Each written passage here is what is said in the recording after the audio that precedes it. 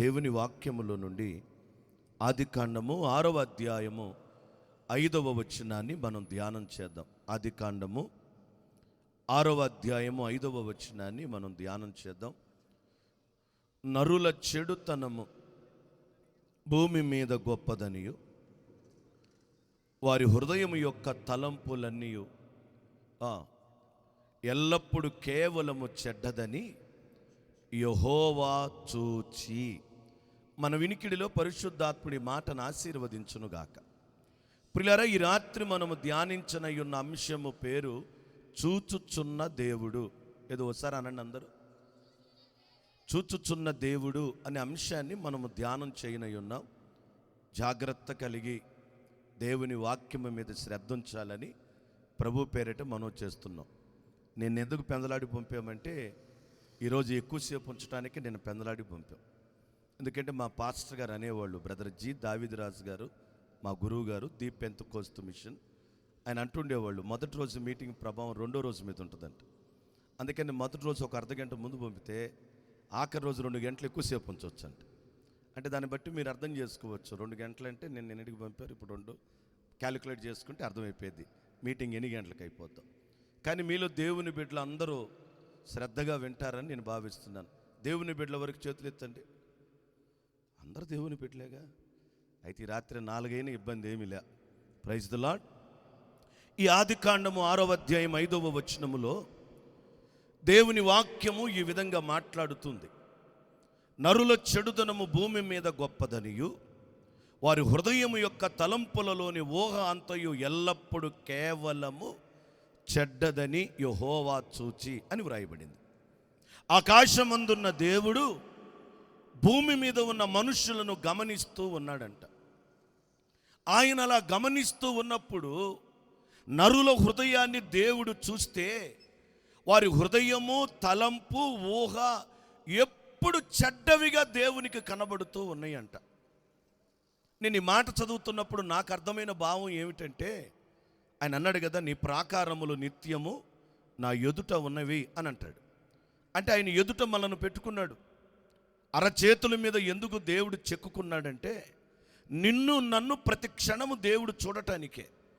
మనం ఎక్కడికి వెళ్తున్నా, ఏం చేస్తున్నా, ఎక్కడుంటున్నా మనలను పరిశీలించటానికే ప్రభువు తన అరచేతుల మీద మనలను చెక్కుకున్నాడు. అయితే ప్రభువు మనను చూస్తున్నాడని చాలామంది సంవత్సరాల తరబడి దేవుని వాక్యాలు వింటూ కూడా భయము, భక్తి లేకుండా బ్రతుకుతూ ఉన్నారు. అది నా మనస్సులో ఆలోచన కలిగింది. అందరికీ తెలుసు దేవుడు చూస్తున్నాడు. ఎక్కడన్నా ఏదైనా బాధ కలిగితే, నష్టం కలిగితే దేవుడు చూస్తున్నాడని చెప్తారు. అందరూ ప్రసంగం చేస్తారు. ఎవరైనా అన్యాయంగా వచ్చి ఒక దెబ్బ కొట్టారనుకో, లేదంటే ముందే వాళ్ళు కొట్టారంటే దేవుడు చూస్తున్నాడు అంటారు. ఎవరైనా డబ్బులు ఒక 5,000 తీసుకుని ఎగ్గొట్టారనుకో, దేవుడు చూస్తున్నాడు అంటారు. అంటే ప్రతి మాటలో ప్రతి మానవుడు, అది క్రైస్తవుడైనా క్రైస్తవేతరుడైనా, ఒక మాటను ఉదహరించి మాట్లాడుతుంటాడు. ఉదాహరణగా, దేవుడు చూస్తున్నాడు అని తెలిసిన మనిషి భయము లేకుండా బ్రతకటం, అది ఆశ్చర్యం. అది నాకెంతో ఆశ్చర్యాన్ని కలిగించింది. అందరికీ తెలుసు కదా, దేవుడు చూస్తున్నాడని గమనిస్తున్నారు కదా. మరి ఎందుకు మనిషిలో భయము లేకుండా పోయిందా అని నేను భావిస్తే, 115వ కీర్తన 5వ వచనములో ఒక మాటను ప్రభు వ్రాయించి ముందుగానే పెట్టారు. కీర్తనల గ్రంథము 115వ అధ్యాయము 5వ వచనములో బైబిల్ అంటుంది, ఈ లోకములో మనిషి చేత తయారు చేయబడిన బొమ్మలున్నాయి. రాజకీయ నాయకుల బొమ్మలున్నాయి, సినిమా హీరోల బొమ్మలున్నాయి, ఇంకా ఎన్నెన్నో రకాల బొమ్మలు ఉన్నాయి. ఈ బొమ్మలు కూడా రోడ్డుకు పక్కనే ఉంట్ల 4 రోడ్ల కోడల్లో ఉంటున్నాయి మధ్యలో. ఇవి మనుషుల చేత తయారు చేయబడిన బొమ్మలు. మునుపు చనిపోయిన వారు కానీ ఇప్పుడు చనిపోయిన వారి ఏ బొమ్మ దగ్గరికైనా మనం వెళ్ళి మందు తాగుతున్నావు అనుకో, డోయ్ అంత ధైర్యం రా నీకు, నా దగ్గర తాగుతున్నావు అని బొమ్మ అందో. ఈ కాలు తీసి ఆ బొమ్మ మీద పెట్టామనుకోండి, how dare you to touch me అని అందో. ఎందుకంటే ఆ బొమ్మ కన్ను ఉంటుంది కానీ చూడదు, చెవి ఉంటుంది వినదు, పెద్ద పెద్ద కాళ్ళు ఉంటాయి కానీ ఏమీ మాట్లాడదు. అంటే చాలా మందిలో కలిగిన ఆలోచన ఏమిటంటే, మనుషుల చేత తయారు చేయబడిన సినిమా హీరోలు, సినిమా తారలు, రాజకీయ నాయకులు, సోషల్ కార్యక్రమాలు జరిగించిన వ్యక్తుల బొమ్మలు ఉన్నాయి. ఆ బొమ్మలు చూసి ఏం మాట్లాడటం లేదు కదా, యేసుక్రీస్తు వారు కూడా అలాంటి వాడే అని భ్రమపడుతున్నారు చాలామంది. ఒక హాస్టల్లో 4 పిల్లలు తన్నుకుంటున్నారంట, ఒకడి మీద ఒకడు పడి. ఇతను అతను దంతున్నాడు, అతను ఇతని దంతున్నాడు, ఒకడి మీద ఒకడు పడి దన్నుకుంటున్నారు. అలా తన్నుకుంటున్న వారిని వార్డెన్ గమనించి, రే ఏమిరా గొడవ పడుతున్నారు మీరు భయం లేకుండా, ఎందుకు దన్నుకుంటున్నారు అని వార్డెన్ అడిగాడంట. ఆ వార్డెన్తో ఒక వ్యక్తి అన్నాడంట, సార్ మీరు నన్ను ఎక్కువగా ప్రేమిస్తారు కదా సార్, నేను ఆ విషయాన్ని చెప్తే ఈ ముగ్గురు అంగీకరించట్లేదండి, అందుకు కొడుతున్నాను అన్నాడంట. ఇంకొక వ్యక్తి అన్నాడంట, సార్ మీరు ఎక్కడికి వెళ్ళినా మీతో పాటు నన్ను వెనకాలే బండి మీద ఎక్కించుకొని వెళ్తారు, అంటే ఎక్కడికి వెళ్ళినా నన్ను తీసుకెళ్తున్నారంటే నన్ను మీరు ఎక్కువ ప్రేమిస్తున్నారు కదా సార్, ఆ విషయం చెప్తే మిగతా ముగ్గురు ఒప్పుకోవట్లేదు సార్ అన్నాడంట. ఇంకొక వ్యక్తి అన్నాడంట, ఏ పనికైనా డబ్బంతా నా చేతికి ఇచ్చి ఖర్చు పెట్టిస్తారు కదా సార్, అంటే మీరు నన్ను ఎక్కువగా ప్రేమిస్తున్నారు కదా, ఆ సంగతి ముగ్గురు ఒప్పుకోవట్లేదు సార్, అందుకే నేను కొడుతున్నాను అన్నాడంట. వీళ్ళకి వచ్చిన సమస్య చిన్నదే కానీ చాలా పెద్దది. చిన్నదే అనిపిస్తుంది కానీ చాలా పెద్ద సమస్య. వీళ్ళ తగు ఎట్లా తీర్చాలని ఆ వార్డెన్ గమనించిన వాడై, మీ 4 తల ఓ అరటి పండిస్తాను, మీరు తీసుకుని వెళ్ళండి, ఎవరు చూడకుండా ఎవరైతే అరటిపండు తింటారో వాళ్ళను నేను ఎక్కువగా ప్రేమిస్తున్నానని చెప్పాడంట. ఈ మాట చెప్పగానే ఒకడు పరిగెత్తుకుని వెళ్ళిపోయాడంట హాస్టల్లోకి వెళ్ళి తలుపులు వేసేసి తన పడుకునే పడక మంచము కింద దూరి గబగబా అరటిపండు తినేసాడంట. వాడు ఎంత తెలియగలవాడు చూడండి, ఎవరికి అవకాశం ఇవ్వాల. రెండో వాడు పరిగెత్తుకుంటూ వెళ్ళి చెట్టు త్వరలో దూరి తిన్నాడంట, చెట్టు త్వరలో. మూడో వాడు ఇంకా మేధావి, చెరువులో దూకి అడుక్కు వెళ్ళి అరటిపండు తిన్నాడంట. వాడు సామాన్యుడు కాదు, ఖచ్చితంగా మంచి జ్ఞానం కలిగిన వాడై ఉంటాడు. తెల్లవారింది, 4 వచ్చారు. సార్ అడుగుతున్నాడు, ఏ రాను ఎలా తిన్నావు అన్నాడు. సార్ నేనండి మీరు పండు ఇవ్వగానే అరటిపండు పరిగెత్తుకుని వెళ్ళి హాస్టల్ తలుపులు వేసేసి పడుకునే పడక మంచాల కింద దూరి అరటిపండు తిన్నాను సార్ అన్నాడంట. పంతులు గారు అంటాడు, అలా నువ్వు తింటున్నప్పుడు నీ సహ విద్యార్థులు తలుపు సందులో నుంచి ఎవరు చూడలేదంటావా? ఏమోనయ్యా ఆ విషయాన్ని నేను గమనించలేదు సార్ అన్నాడంట. రెండో వాడిని పిలిచాడు, ఏమిట్రా ఒళ్ళంతా బొబ్బలు అన్నాడు. సార్ మీరు ఇచ్చిన అరటిపండు తీసుకొని చెట్టు త్వరలో తిందామని వెళ్ళి దూరినప్పటి నుంచి ఆ నల్ల చీమలు గండు చీమలు బాగా పాకం బట్టి కుట్టేసి సార్ అన్నాడంట. అవి నిన్ను కుట్టిని అంటే నేను చూసినట్టే కదరా అర్థం అన్నాడంట. ఏమోనయ్యా నేను ఎరగనని తలగిరి కొట్టున్నాడు. మూడో వ్యక్తిని పిలిచాడంట, నువ్వెక్కడ తిన్నావు అట్లాడంట. ఏందిరా తుమ్ముతో అట్లాడంట. ఏయ్ తుమ్మెన్న చెప్పాను తుమ్ము, నువ్వెక్కడ తిన్నావు? నేను చెరువులో దూకాను సార్, చెరువు అడుగు భాగానికి వెళ్ళి తిన్నానండి అన్నాడంట. చెరువులో నువ్వు తింటున్నప్పుడు చేప గీప నేను చూడలేదా? Because I don't know sir, నేను గమనించలేదు సార్. నాలుగో వాడిని పిలిచాడు, నువ్వెక్కడ తిన్నావురా? అయ్యా నేను అరటిపండు తినలేదయ్యా. మిగతా ముగ్గురు పక్కని నవ్వారంట. ఎంత దద్దమ్మరా వీడు, ఎంత తెలివిలేని వాడురా, ఎంత అమాయకుడురా, ఎవరు చూడకుండా అరటిపండు కూడా తినటం చేతగాని వాడు వీడు అని ముగ్గురు మాట్లాడుతుంటే పంతులు గారు వారు ముగ్గురు నిలవరించి, ఆగండి ఆగండి ఆగండి, మీ ముగ్గురు చెప్పారు, అతను వర్షం విందాం, అతను ఎందుకు తినలేదు, తన అభిప్రాయం ఏంటో కూడా కనుక్కుందాం, మీరు తొందరపడొద్దని చెప్పి ఆ పంతులు గారు వాళ్ళని ముగ్గురిని నిలవరించి ఎందుకు తినలేదురా అని అడిగాడంట. తను అంటాడంట, సార్ తలుపులు వేసి పడక మంచం కింద దూరి తింటే తోటి విద్యార్థులు చూస్తున్నారు లేదో నాకు తెలియదు సార్, చెట్టు త్వరలో దూరి తింటుంటే చీమలు చూస్తాయో లేదో నాకు తెలియదండి, చెరువు అడుక్కు వెళ్ళి తింటుంటే చెరువు అడుగున చేపలు చూస్తాయో లేదో నాకు తెలియదు, ఈ సువిశాల ప్రపంచంలో ఎక్కడికి వెళ్ళినా యేసయ్య చూస్తూనే ఉన్నాడు. గట్టిగా దేవునికి స్తోత్రం చెప్పు, చప్పట్లు కొడతారు. Praise the Lord. ఈ సువిశాల ప్రపంచంలో ఎక్కడికి వెళ్ళినా దేవుని కన్నులు మమ్మల్ని చూస్తూనే ఉన్నాయి. నీ భర్తకు తెలియని రహస్యాలు దేవునికి తెలుసు, నీ భార్యకు తెలియని రహస్యాలు యేసయ్యకి తెలుసు. నువ్వు కన్నవాళ్ళు, నిన్ను కన్నవాళ్ళు, నీ తోడబుట్టిన వాళ్ళు, ఇరుగు పొరుగు వారు, ఎవ్వరికి తెలియని రహస్యాలన్నీ యేసయ్యకి తెలుసు.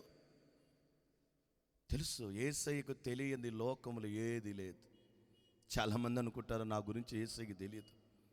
నీ కులస్తులకు తెలియకపోవచ్చు నీ జీవితం ఏమిటో, నీ ప్రాంతీయులకు తెలియకపోవచ్చు నీ జీవితం ఏమిటో, నీ బంధువులకు తెలియకపోవచ్చు నీ బ్రతుకేమిటో. కానీ మన జీవితం అంతా ఎరిగిన వాడు యేసుక్రీస్తు. బైబిల్ బోధిస్తున్నది ఏమిటంటే ఆకాశమందున్న దేవుడు నరులను పరిశీలనగా చూస్తూ ఉన్నాడంట. ఆయన కన్నులు ప్రతి మనిషిని క్షణక్షణము ఆయన కన్నులు చూస్తూనే ఉన్నాయంట. ఈ రాత్రి వాక్యం వింటున్న దేవుని బిడ్డ, నిన్ను దేవుని కన్నులు చూస్తున్నాయి అన్న సంగతిని నువ్వు గమనించాలి. ఆయన ప్రతి క్షణము చూస్తూనే ఉన్నాడంట. 94వ కీర్తన 9వ వచనములో దేవుని వాక్యము ఈ రీతిగా మనతో మాట్లాడుతుంది. కీర్తనల గ్రంథము 94వ అధ్యాయము 9వ వచనములో, చెవులను కలుగ చేసిన వాడు వినకుండున, కంటిని నిర్మించిన వాడు కానకుండున. ఈ భలే మాట ఆశ్చర్యం కలిగింది నాకు. ఆయన ఎవరో తెలుసా? కంటిని నిర్మించిన దేవుడు అంట. ఈ లోకంలో డాక్టర్గా చాలామంది చదువుతూ ఉంటారు. శరీరంలో ఉన్న అన్ని అవయవాలు తెలియదు వాళ్ళకి. కంటి డాక్టరా, కన్ను గురించి చదువుతాడు. అదంతా పూర్తయ్యేసరికి ఈ నెత్తి మీద అరకరం ఊడిపోయిద్ది, నడుములు జారిపోతాయి, ఆయన కూడా కళ్ళజోడు పెట్టుకుంటాడు. ఒకవేళ గుండె డాక్టరా, ఆ గుండె మొత్తం తెలుసుకునేసరికి ఆయన నెత్తి మీద అన్ని ఊడిపోతాయి, నడుములు జారిపోతాయి, ఆయన గుండె కూడా సరిగ్గా కొట్టుకోదు. ఏదైనా ఒకటే, గుండె, కన్న, ఎముకల, నరాల, ఒక సబ్జెక్ట్ గురించే ఆయుష్కాలం అంతా చనిపోతుంటుంది. అదేదో పండగ వచ్చిందని ఒక ఆయన పాపం ఇల్లు దులుపుతున్నాడంట. బూజు దులిపేవాడు ఎలా దులుపుతాడు? వాస్తవంగా అట్ట చూసి తల కిందకి దుంచి ఇట్ట బూజు కట్టాలి. వీడు కాస్త అమాయకుడేమో అట్ట పైకి ముఖం పెట్టి బూజు దులుపుతున్నాడంట. ఆ బూజు దులపగానే వచ్చి కంట్లో పడిందంట. కాస్త జ్ఞానంగా ప్రవర్తించి అద్దం ముందుకెళ్ళి అది తీసివేస్తే చూపు బాగుండును. తను ఏం చేశాడు? తీసివేయకుండా ఇట్ట నలిపేశాడంట. ఎప్పుడైతే నలిపాడో కాసేపటికి ఎర్రగా ఈ కన్నంతా వాసిపోయింది. 2వ రోజు 3వ రోజు కూడా వచ్చింది, అంత వాపు వచ్చేసింది. అయినా హాస్పిటల్కి వెళ్ళని ఆలోచన రాలా పెద్ద మనిషికి. అటుగా పోయి ఒక పెద్ద ఆయన వచ్చి, రే తెలివి తక్కువడా, కన్ను పోగొట్టుకుంటావేరా, డాక్టర్ గారు నీళ్ళు కలువు.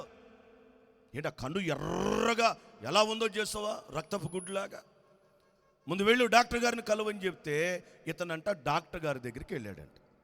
హాస్పిటల్కి వెళ్ళేసరికి డాక్టర్ గారు ఈ గోడ వైపు తిరిగి ఏదో చేస్తున్నాడు కుర్చీలో కూర్చొని. వాళ్ళకి వీల్ చైర్ ఉంటుందిగా, ఇట్టంటే ఇటు తిరగవచ్చు, ఇట్టంటే ఇటు తిరగవచ్చు. ఆ కుర్చీలో కూర్చొని డాక్టర్ గారు గోడ వైపు తిరిగి ఏదో చేస్తున్నాడంట. వాకిట్లోకి వెళ్ళిన పేషెంట్ అన్నాడు, డాక్టర్ గారండి 3 రోజుల కిందట కంట్లో బూజు పడిందండి, కన్ను బాగా నలిపానండి, వాసిపోయిందండి, నొప్పి వచ్చేస్తుందండి, ఎర్రగా నీరు గారుతుందండి అనగానే ఆ మాట విన్న డాక్టరు గోడ వైపు నుంచి పేషెంట్ వైపు తిరిగి కళ్ళజోడిట సరిచేస్తా, ఆ మాత్రం దానికి 4 రావాలా అన్నాడంట. వెళ్ళింది ఎంతమంది? మీకు అర్థం కాలేదా? వెళ్ళింది ఒక్కడే. కంటి డాక్టర్ గారు కళ్ళజోడు ఇట్టా కిందకి పైకి అనగానే ఆ మాత్రం దానికి 4 రావాలా అన్నాడంట. అంటే కంటి డాక్టర్కి ఏమవుతుంది? కన్ను సరిగా కనపడట్లా, ఒక్కడెళ్తే 4గా కనపడుతుంది. ఇప్పుడు ఆ కంటి డాక్టర్కే కన్ను కనపడదు. కానీ నువ్వు అనుకుంటున్నావేమో కంటి డాక్టర్కి కన్ను కనపడకపోయినా, చెవి డాక్టర్కి చెవి వినబడకపోయినా యేసయ్య పరమ డాక్టర్ అయి ఉన్నాడు. Praise the Lord. నీ పై భాగమే కాదు, లోపలి భాగాలను కూడా దేవుడు గమనిస్తూ ఉన్నాడు ప్రతి క్షణం. బైబిల్ ఏమంటుందంటే కంటిని నిర్మించిన దేవుడు ఆయన. ప్రతి క్షణము ఆయన కన్నులు నిన్ను చూస్తూనే ఉన్నాయి. ప్రతి క్షణము ఆయన కనుచూపు నిన్ను వెంటాడుతూనే ఉంది. అనుక్షణము ఎక్కడికి వెళ్ళినా దేవుని కన్నులు నిన్ను చూస్తూ ఉన్నాయంట. బైబిల్ చెబుతుంది కంటిని నిర్మించిన దేవుడు కానకుండా ఉండలేడంట. ప్రతి క్షణం నిన్ను చూస్తూనే ఉంటాడు.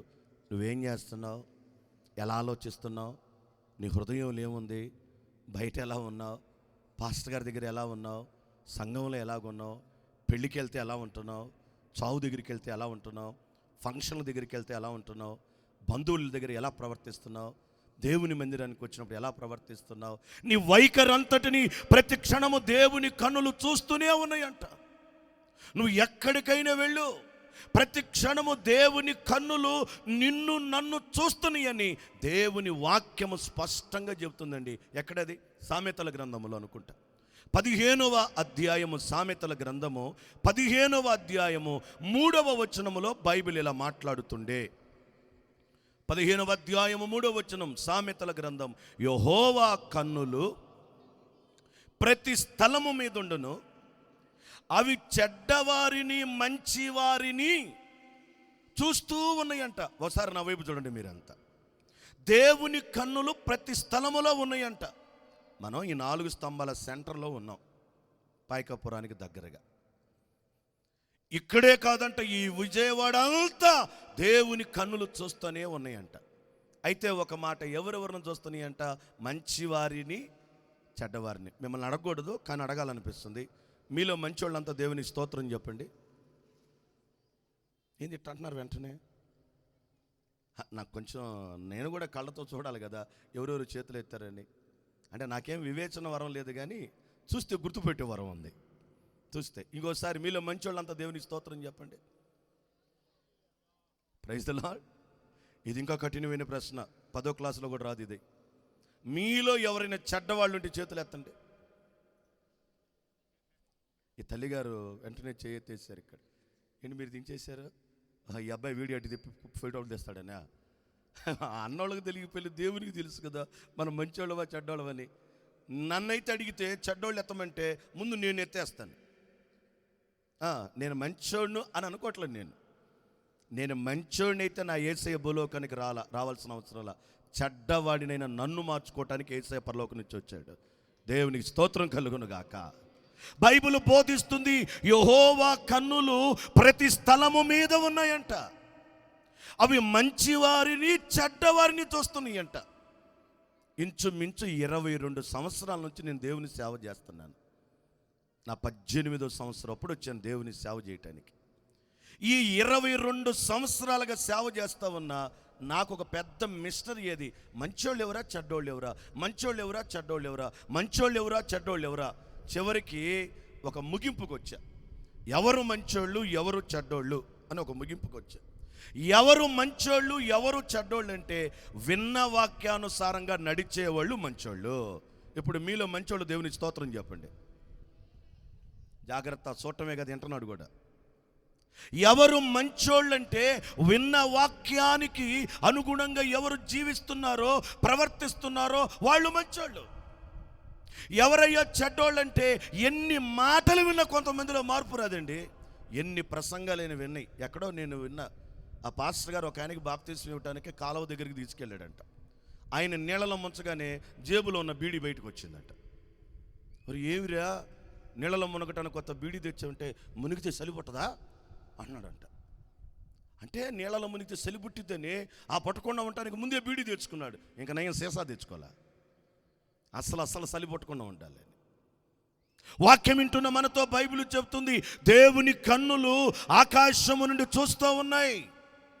మంచి వారిని చూస్తున్నాయి, చెడ్డవారిని చూస్తున్నాయి.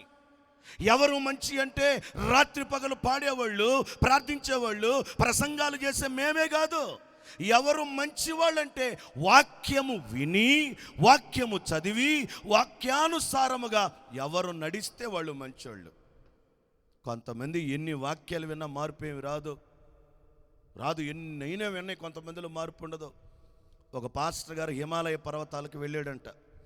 అప్పటికే ఒక ఆయన ఒంటికాల మీద ఇట్ట నిలబడి ఒంటికాల మీద చెయ్యి పైకెత్తి పెట్టున్నాడంట. ఇట్లాగే ఉన్నాడంట. ఆ పాస్టర్ గారు వారం రోజులు రోజు గమనిస్తున్నాడు, అటు ఇటు పోతా.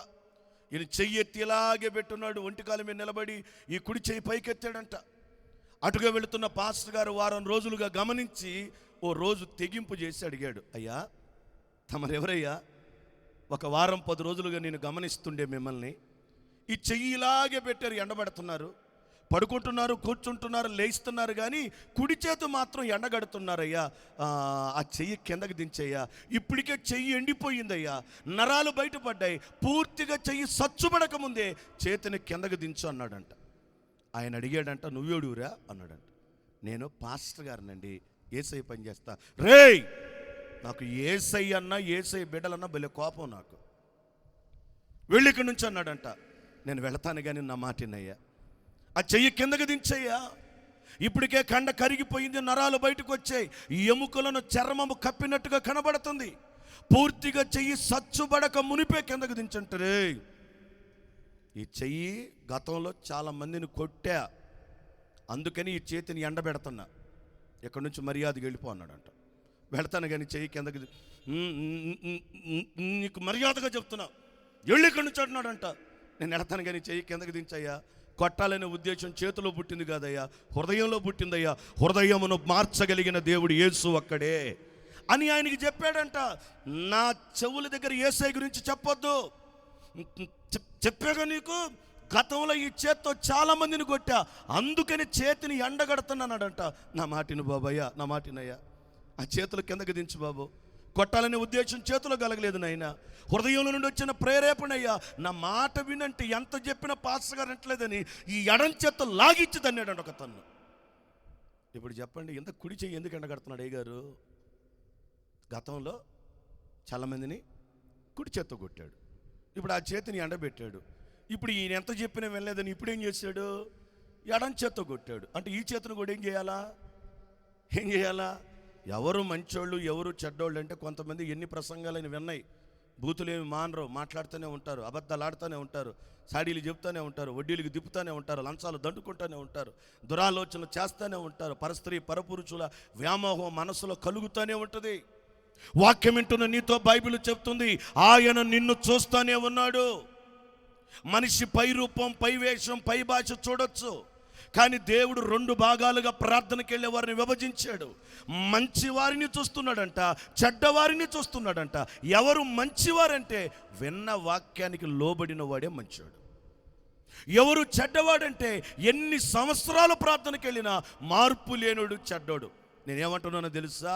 నీ సీనియారిటీ ఏసైకి అవసరంలా, నువ్వు సిన్సియారిటీ కలిగి ఏసైని మెచ్చుకునేదవు గాక, ఏసయ్య మెప్పు పొందేదవు గాక. చాలామంది సీనియారిటీ ఉంటుంది కానీ సిన్సియారిటీ ఏముంటలే. ఎంతకాలం నుండి ప్రార్థనకి వెళ్తున్నా కొంతమంది ఎల్కేజీ పిల్లల్లాగే బ్రతుకుతూ ఉంటారు. ఈ రాత్రి వాక్యం వింటున్న నీతో నాతో బైబిల్ చెప్తుంది, దేవుని కన్నులు చెడ్డవారిని చూస్తున్నాయి అంట, మంచివారిని చూస్తున్నాయి అంట. ఎవరు మంచివాళ్ళు అంటే సేవకుడి నోటి నుండి ఏ మాట వచ్చినా అది దేవుని మాటగా అంగీకరించి ఆ మాటకు ఎవరు లోబడి బ్రతుకుతుంటారో వాళ్ళు మంచివాళ్ళు. ఎవరు చెడ్డోళ్ళు అయ్యంటే ఎన్ని ప్రసంగాలు విన్నా, ఎన్నాళ్ళ నుంచి ప్రార్థనకి వెళ్ళినా కొంతమందిలో మార్పు ఏమి ఉండదు. కోపంగానే ఉంటుంది, పగ ఉంటుంది, కుళ్ళు ఉంటుంది, అసూయ ఉంటుంది, తిరగబడతారు, లెక్కలేనితనం ఉంటుంది, లోబడే గుణం ఉండదు, ద్వంద్వ వైఖరిగా బతుకుతుంటారు. తొండ ముదిరి ఓసరు వెళ్ళే ఏ చెట్టు ఎక్కితే ఆ రంగులు మార్చినట్లుగా ఎక్కడికి వెళితే అక్కడ ఆ సందర్భోచితముగా మారిపోతూ ఉంటారు. ఈ రాత్రి వాక్యం వింటున్న మనతో బైబిల్ బోధిస్తుంది, నువ్వు ఏ జాబితాలో ఉన్నావు? దేవుడు చూస్తున్నాడు, జాగ్రత్త. ఏం చూస్తున్నాడో చూద్దాం. 15వ అధ్యాయము సామెతల గ్రంథములో నుండి 11వ వచనములో బైబిల్ ఈ విధంగా మాట్లాడుతుంది. సామెతల గ్రంథము 15వ అధ్యాయము 11వ వచనములో బైబిల్ అంటుంది, పాతాళమును అగాధ కోపమును యెహోవాకు కనబడుచున్నది, నరుల హృదయము మరి తేటగా కనబడుతుంది. అనండి ఒకసారి, ఎట కనపడుతుందంట? ఇంకోసారి అనండి. నరుల హృదయం దేవునికి ఎలా కనపడుతుందంట? ఆయనంట నీ హృదయాన్ని నా హృదయాన్ని తేటగా చూస్తుంటాడంట. అద్దం ముందుకు వెళ్ళామా, మన ముఖం మనకి తేటగా కనబడుతూ ఉంటుంది. అలాగే ఆకాశమందున్న యేసయ్య ప్రతి క్షణము నిన్ను నన్ను చూస్తూ ఉన్నాడంట. బైబిల్ ఏమంటుందంటే, అలా చూస్తుండగా నరుని హృదయము తేటగా కనబడుతుందంట. నాకు ఒక ఆలోచన వచ్చింది, మీతో పంచుకుంటా. అంత తేటగా నరుని హృదయం కనబడటానికి ఏముంది లోపల? మన ఒక మా చర్చికి వచ్చి ఒక తల్లిగారు చెప్పారు, అయ్యా మా అల్లుడికి ఒకటే కడుపులు నొప్పయ్యాను, ప్రార్థన చేద్దాంలేమ్మని. ప్రార్థన చేయించుకొని హాస్పిటల్కి వెళ్తానంది. సరే నీ ఇష్టం, వెళ్ళి చెక్ చేయించుకో అన్న. వాళ్ళు అల్లుండి తీసుకెళ్తే డాక్టర్లు చెప్పారంట, కిడ్నీలో రాళ్ళు ఉన్నాయి, అందుకే కడుపులు నొప్పి వస్తుంది అన్నారంట. ఇప్పుడు ఆమె నాకు ఎట్ట చెబుతుంది తెలుసా? మా అల్లుడు కిడ్నీలో ఇంతలా రాళ్ళు ఉన్నాయంటయ్యా. మీరు చూసారు, ఇంతలా రాళ్ళు ఉన్నాయట. కిడ్నీలో చిన్న రాయి ఉంటేనే నొప్పులు తల్లాడిపోతాం అంటే పాపం ఆమెకు తెలియదు, చదువు లేదు ఆమెకి. ఇంతలా రాళ్ళు ఉన్నాయంటయ్యా. నువ్వు చూసావన్నా? డాక్టర్లు అదేదో చెబుతారు కదయ్యా, స్కానింగ్లోనూ దేంట్లో చూశారంటయ్యా. వాళ్ళు ఆశ్చర్యపోయారంటయ్యా, ఇంతలో రాళ్ళు ఉన్నాయంట. నేనేం అలా నవ్వుకున్నాను. పాపం ఈ అమాయకురాలకి ఏమో తెలియదేమో, అసలు కిడ్నీయే అంత ఉండదో, కిడ్నీలో రాయి అంతలా ఎందుకు ఉంటుందని నేను కాస్త ఆశ్చర్యచకితుడినయ్యా. కిడ్నీలో రాయి ఉంటే స్కానింగ్ కనపడిద్ది. శరీరంలో ఏమన్నా బలహీనత ఎముకల్లో ఉంటే ఎక్స్రేలో కనపడుతుంది. మరి ఆయనేమో బైబిల్ అంటుంది, నరుని హృదయము దేవునికి తేటగా కనబడుతుందంట. అంత తేటగా నరుని హృదయము కనబడటానికి హృదయము లోపలేముంది? సైన్స్ అంటుంది, మన పిడికిలి ఎంత ఉంటుందో, కుడి చేతి పిడికిలి మన గుండె అంత ఉంటుందంట మన హృదయం. మరి ఆ హృదయమును దేవుడు తేటగా చూడటానికి అసలు ఏముంది ఆ హృదయంలో అని నేను పరిశీలన చేస్తే, మార్కు సువార్తలో నుండి 7వ అధ్యాయము 21వ వచనములో బైబిల్ ఈ విధంగా మాట్లాడుతుంది. మార్కు సువార్తలో నుండి 7వ అధ్యాయము 21వ వచనాన్ని చూస్తే, లోపల నుండి అనగా అంటే విభజిస్తున్నాడు. అనగా అంటే ఆలోచన చెయ్యి, ఒక నిమిషం ఆగు అంటున్నాడు. అనగా నరుని హృదయములో నుండి మొదటిది, మీరు లెక్క పెట్టుకుంటూ ఉండాలి, ఎన్నున్నాయో చెప్తాను ఆ తర్వాత. కిడ్నీలో ఒక రాయి ఉంటేనే తట్టుకోలేం. భోజనం చేస్తున్నప్పుడు పంటి కింద ఒక బియ్యపు గింజకు బదులుగా చిన్న రాయి ముక్క పడితేనే అల్లాడిపోతాం, మన పళ్ళు సెన్సిటివ్గా ఉంటాయి కాబట్టి. కానీ నరుని హృదయమును దేవుడు తేటగా చూస్తున్నాడంట. అంత తేటగా చూడటానికి హృదయములు ఏముందంటే, మొదటిది దురాలోచన. ఒకసారి అందరూ అనండి, అన్నలు అక్కలందరూ. ఎవరు బాగా గట్టిగా చెప్తే వాళ్ళకి తార్ రోడ్డు రాసి చెల్లిపోతాను నేను. ఈ ఆలోచనది దురాలోచన. ఆలోచన కాదంట, దురాలోచన. ఆలోచనకి దురాలోచనకి పెద్ద వ్యత్యాసం ఏముండదు. నా కష్టం నేను తినాలనుకోవటం ఆలోచన, నాది కాక ఇతరులది కూడా తినాలనుకోవటం దురాలోచన. నరుని హృదయమును దేవుడు తేటగా పరీక్షించి చూడటానికి కారణం ఏమిటంటే, నరుని హృదయములో దురాలోచన ఉందంట. చాలామంది దురాలోచన చేస్తారు, పైకేం కనపడదు. అమ్మునోను బొక్క చిక్కిపోయాడు. ఆ మధ్య ఒక యూత్ మీటింగ్లో చెప్పా, చిక్కిపోయిన చిన్నోడు అని చెప్పాను. చిక్కిపోయిన చిన్నోడు చిక్కిపోయాడు. ఏమిట్రా రాజుగారి కొడుకు చిక్కిపోయాడని ఆ కబురు రాజుగారి దాకా వెళ్ళింది. రాజుగారు పిలిపించి అడిగాడు, ఏం పెద్దోడా, ఏంట్రా నువ్వు అట్లా ఉన్నావు, ఎవరైనా నువ్వు రాజుగారి కొడుకు అంటే నమ్ముతారా, అట్టున్నావేమిరా అని అడిగాడు.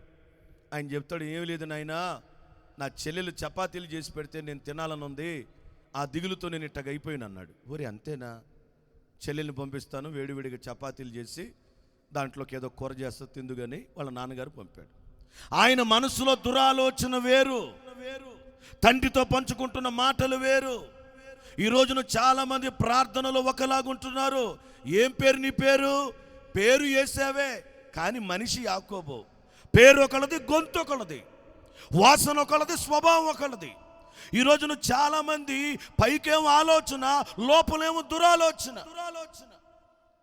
ఈ బండి ఉండకముందు ఇంకొక బండి ఉండే నాకు, కారు. కాస్త ఆ కారులో తిరుగుతూ ఉండేవాడిని. ఒక వ్యక్తి నాతో కంటిన్యూస్గా ఉంటుండే డ్రైవర్గా. నేను ఏ రోజు ఏటీఎంకి వెళ్ళి డబ్బులు డ్రా చేయటం రాదు నాకు, వెళ్ళాలని నేను నేర్చుకోలేదు. ఎందుకు, నాకు అవసరం ఏముంది, యవనస్తులు ఉన్నారు కదా ఎవరో ఒకళ్ళు తెస్తారని. కాస్త నాకు మతి మరుపని ఆ ఏటీఎం కార్డు మీద ఉండే పౌచ్ మీద నేను పిన్ నెంబర్ కూడా రాసి పెట్టేసి ఒకరోజు నా ఫోన్కి మెసేజ్ వచ్చింది, ఏంటంటే పలానా సమయంలో మీరు మీ కార్డులో ఇంత డబ్బులు డ్రా చేసినట్లుగా. ఇదేంటి, నేనేం డ్రా చేయలేదు ఈరోజు, నిన్న మొన్న, ఏమై ఉంటుందని ఆలోచిస్తుండగానే మరలా రెండో రోజు అదే సమయానికి డబ్బులు డ్రా అయినాయి, మూడో రోజు డ్రా అయినాయి. నేను వెంటనే అందరితో చెప్పా, ఏంటి నా కార్డు చూస్తేనే కారులోనుంది, డబ్బులు చూస్తేనే డ్రా అయిపోతున్నాయి, ఏమైంది అని చెప్పాను. ఒక ఆయన చూసి, అన్నా నాకు తెలిసిన ఒక మేనేజర్ ఉన్నారు, ఆయనతో మాట్లాడదాం, ఏటీఎం ఎక్కడైతే ఉంటుందో దానికి దగ్గరలో ఒక బ్యాంక్ ఉంటుంది. ఆ బ్యాంక్ వాళ్ళే దానికి సంబంధించి సీసీ కెమెరాలు పెడతారు, వాళ్ళు మనకి తెలియజేస్తారన్నా అని. ఇక నేను వెళ్ళి చెప్తే వాళ్ళు అట్లా ఇట్లా విచారణ చేసి పలానా పలానా పలానా పలానా పలానా మొత్తం చెప్పారు. ఆయన అడిగారు, మీరు ఏం చేస్తారు? నేను చర్చి పాస్టర్ గారినండి. మీ కార్డు ఎక్కడ ఉంది? ఇప్పుడు నా జేబులోనే ఉందండి, కానీ నా జేబులో ఎప్పుడు పెట్టుకొని నేను కారులోనే ఉంటుంది, నాకు కొంచెం మతిమరుపు, డబ్బులు నేను ఎప్పుడు డ్రా చేయను, మా పిల్లలు ఎవరో ఒకళ్ళు తీస్తారండి అన్న. వెంటనే ఆయన ఏదో మొత్తానికి కొంచెం ఆరాధిస్తాడు, ల్యాప్టాప్లో చూపించాడు, ఇదిగోండి పలానా ఆయన మీ కార్డులో నుంచి డబ్బులు తీస్తున్నాడు. నా దగ్గర ఎట్లుంటాడో తెలుసు, ఆయన చూసిన వాళ్ళు ఎవరు అనుకోరు, యేసుప్రభు వారికి పెద్ద తమ్ముళ్ళలాగా ఉంటాడు ఎప్పుడు. అసలు ఆ వినయం, ఆ విధేయత, అసలు ప్రార్థన మొదలవక ముందే అబ్బబ్బబ్బబ్బబ్బ అంటాడు. ఓ రోజు అట్ట అంటాడు, ఏందిరా కడుపులు నొప్పే భాషలో అని అడిగాను నేను. ఒకడు భక్తి చేయాలంటే బడాయి చేస్తాడు, ఒకడు ప్రార్థన చేయమంటే ఫోజులు కొడతాడు, ఒక్కొక్కడు దేవునిలో కంటే లోకంలో ఎక్కువగా ఉంటాడు. నేనేం పై రూపం చూశాను, పై మనిషిని చూశాను, పై విధేయత చూశాను. ఈరోజు ఒక నా సంఘంలోనే కాదు, చాలా సంఘాల్లో ఉంటున్నారు.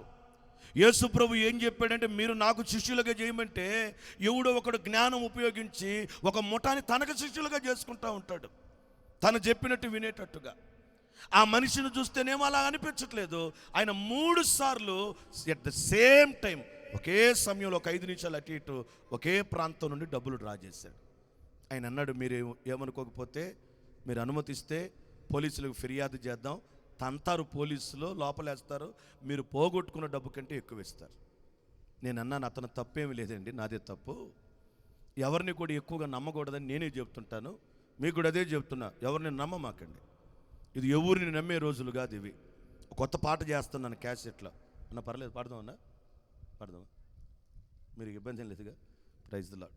భోజనం కూడా చేయలేదు ఈరోజు, మీరు అందరం కలిసి తిందాంలే, మధ్యరాత్రికి తిందాం. Praise the Lord, praise the Lord. ఏంది మీలో ఏమీ లేదు, మీలో నుంచి రిప్లై ఉంటే నాలో నుండి సప్లై వస్తూ ఉంటుంది. ఇది ఒకసారి అనండి, అందరూ అనండి.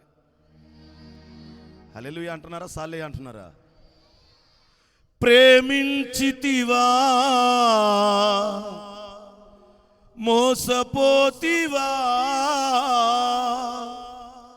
లోక ప్రేమలే వ్యర్థమురా, యేసు ప్రేమనే ఎరుగని లోకమురా. లోక ప్రేమలే వ్యర్థమురా, అర్థమయ్యేలా పెట్టు, ఎఫెక్ట్ అర్థమయ్యేలా పెట్టు. యేసు ప్రేమనే ఎరుగని లోకమురా. ప్రేమించితివా మోసపోతివా, ప్రేమించితివా మోసపోతివా, లోక ప్రేమలే వ్యర్థమురా, యేసు ప్రేమనే ఎరుగని లోకమురా. లోక ప్రేమలే వ్యర్థమురా, యేసు ప్రేమనే ఎరుగని లోకమురా. ప్రేమించితివా మోసపోతివా. చప్పట్లు కొడదాం.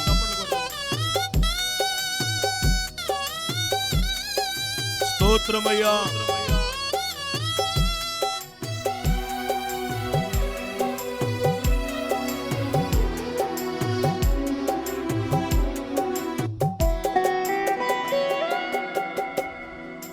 రంగుల కల లాంటిదిరా లోకము, కనుపించదు మెలకువలో అంతా శూన్యము.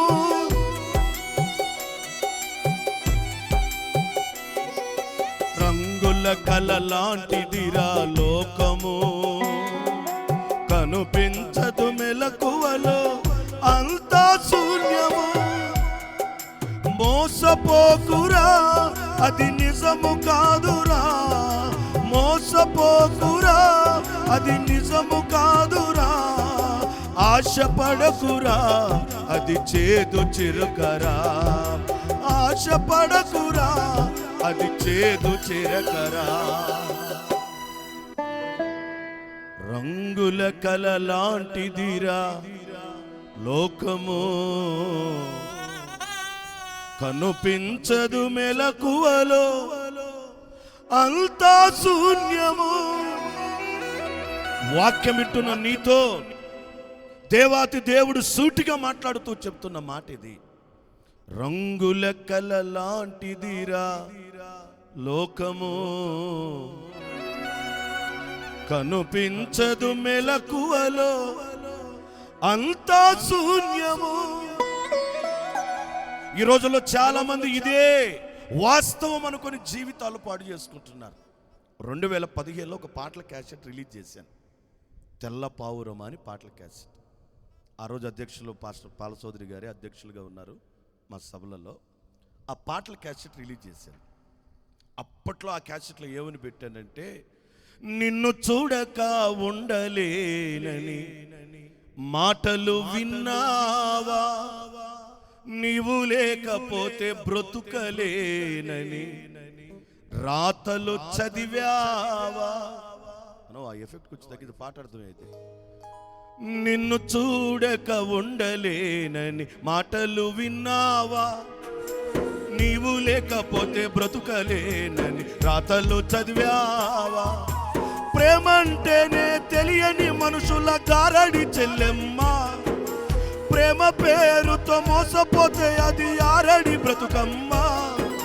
నీతి మాలిన మనుషుల ప్రేమలు నిజమనుకోకమ్మా.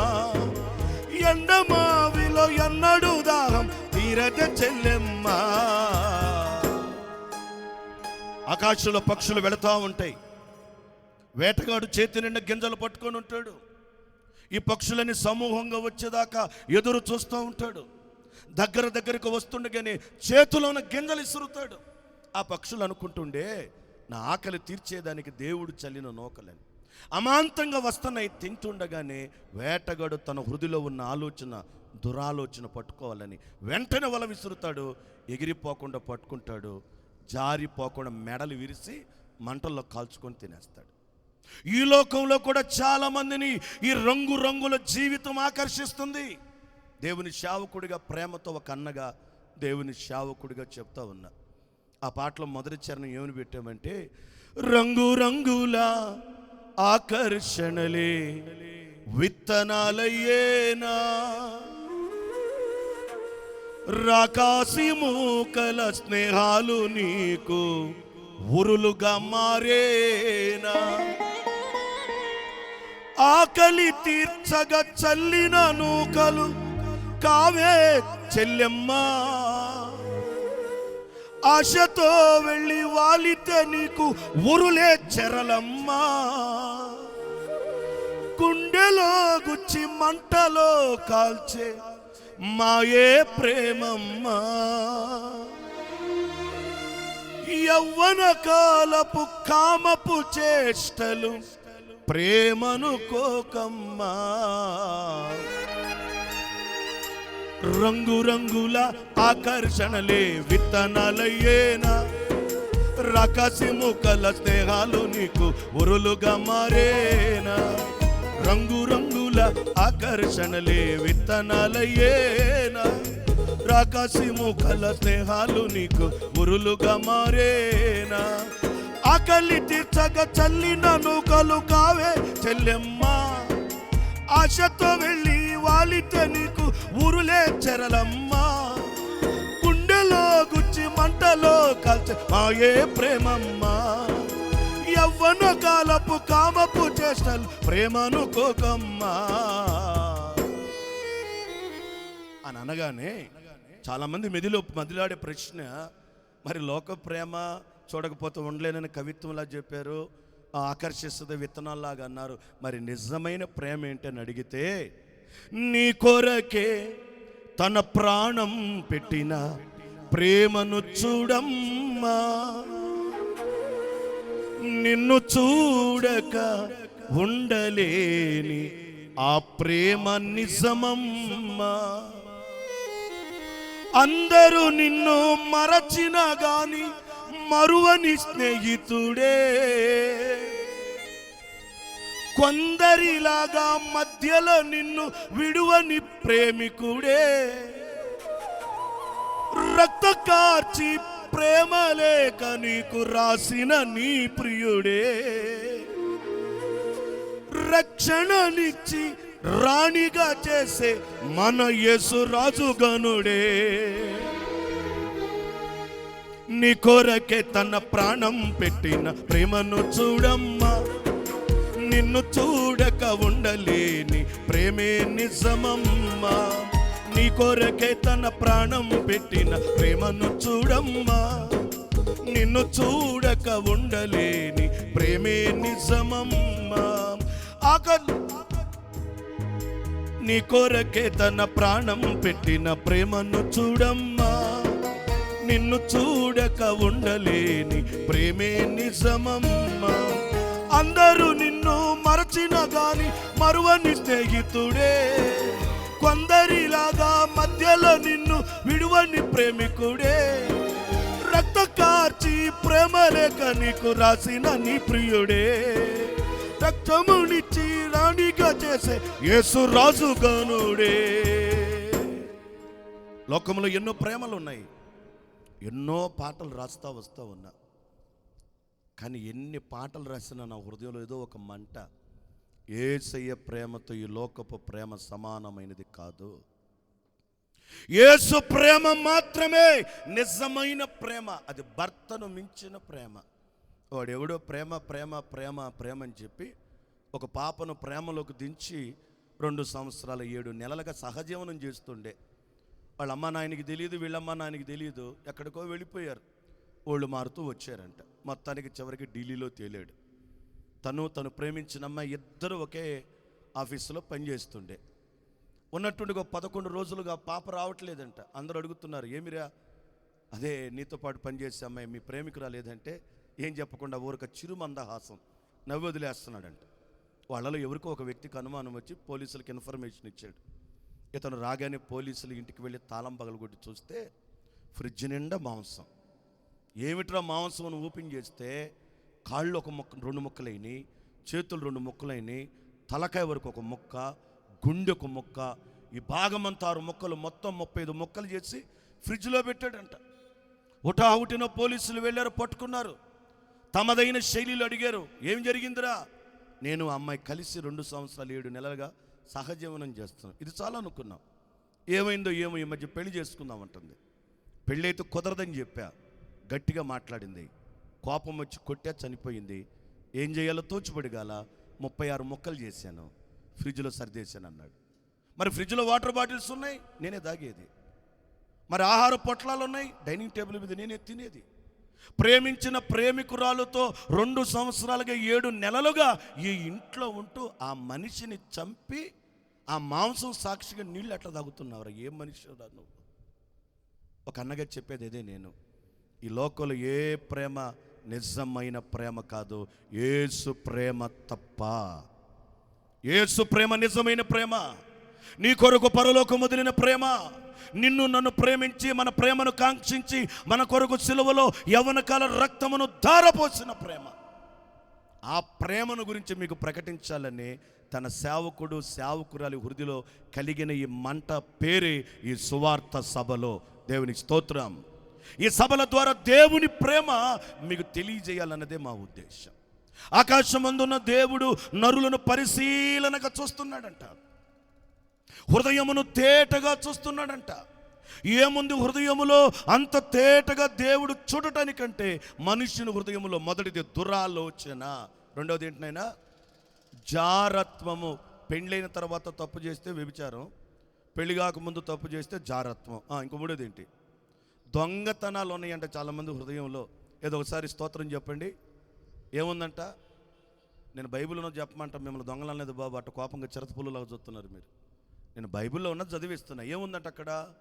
కొంతమంది దొంగలు దేవునికి ఇవ్వాల్సిన మొత్తం దోచుకుంటారు, గుడిని మింగుతారు, గుడి లోపలి కూడా మింగేస్తారు. కొంతమంది వాళ్ళయ్యి తింటారు, దేవుని సొమ్ము కూడా తినేస్తూ ఉంటారు.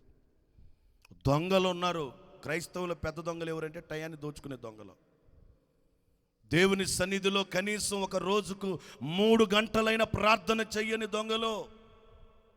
నువ్వు పాడు, ఏమైనా చెయ్యి. నేను చాలా స్థలాల్లో చెప్తా, పాటలు పాడేవాడు ఫెయిల్ అవ్వచ్చు, ప్రసంగాలు చేసేవాడు ఫెయిల్ అవ్వచ్చు, ప్రార్థన పరుడు ఫెయిల్ అవ్వడు అంతే. ఇక దేవునికి స్తోత్రం. నీరు లేని తోట ఎలాంటిదో ప్రార్థన లేని జీవితం అలాంటిది.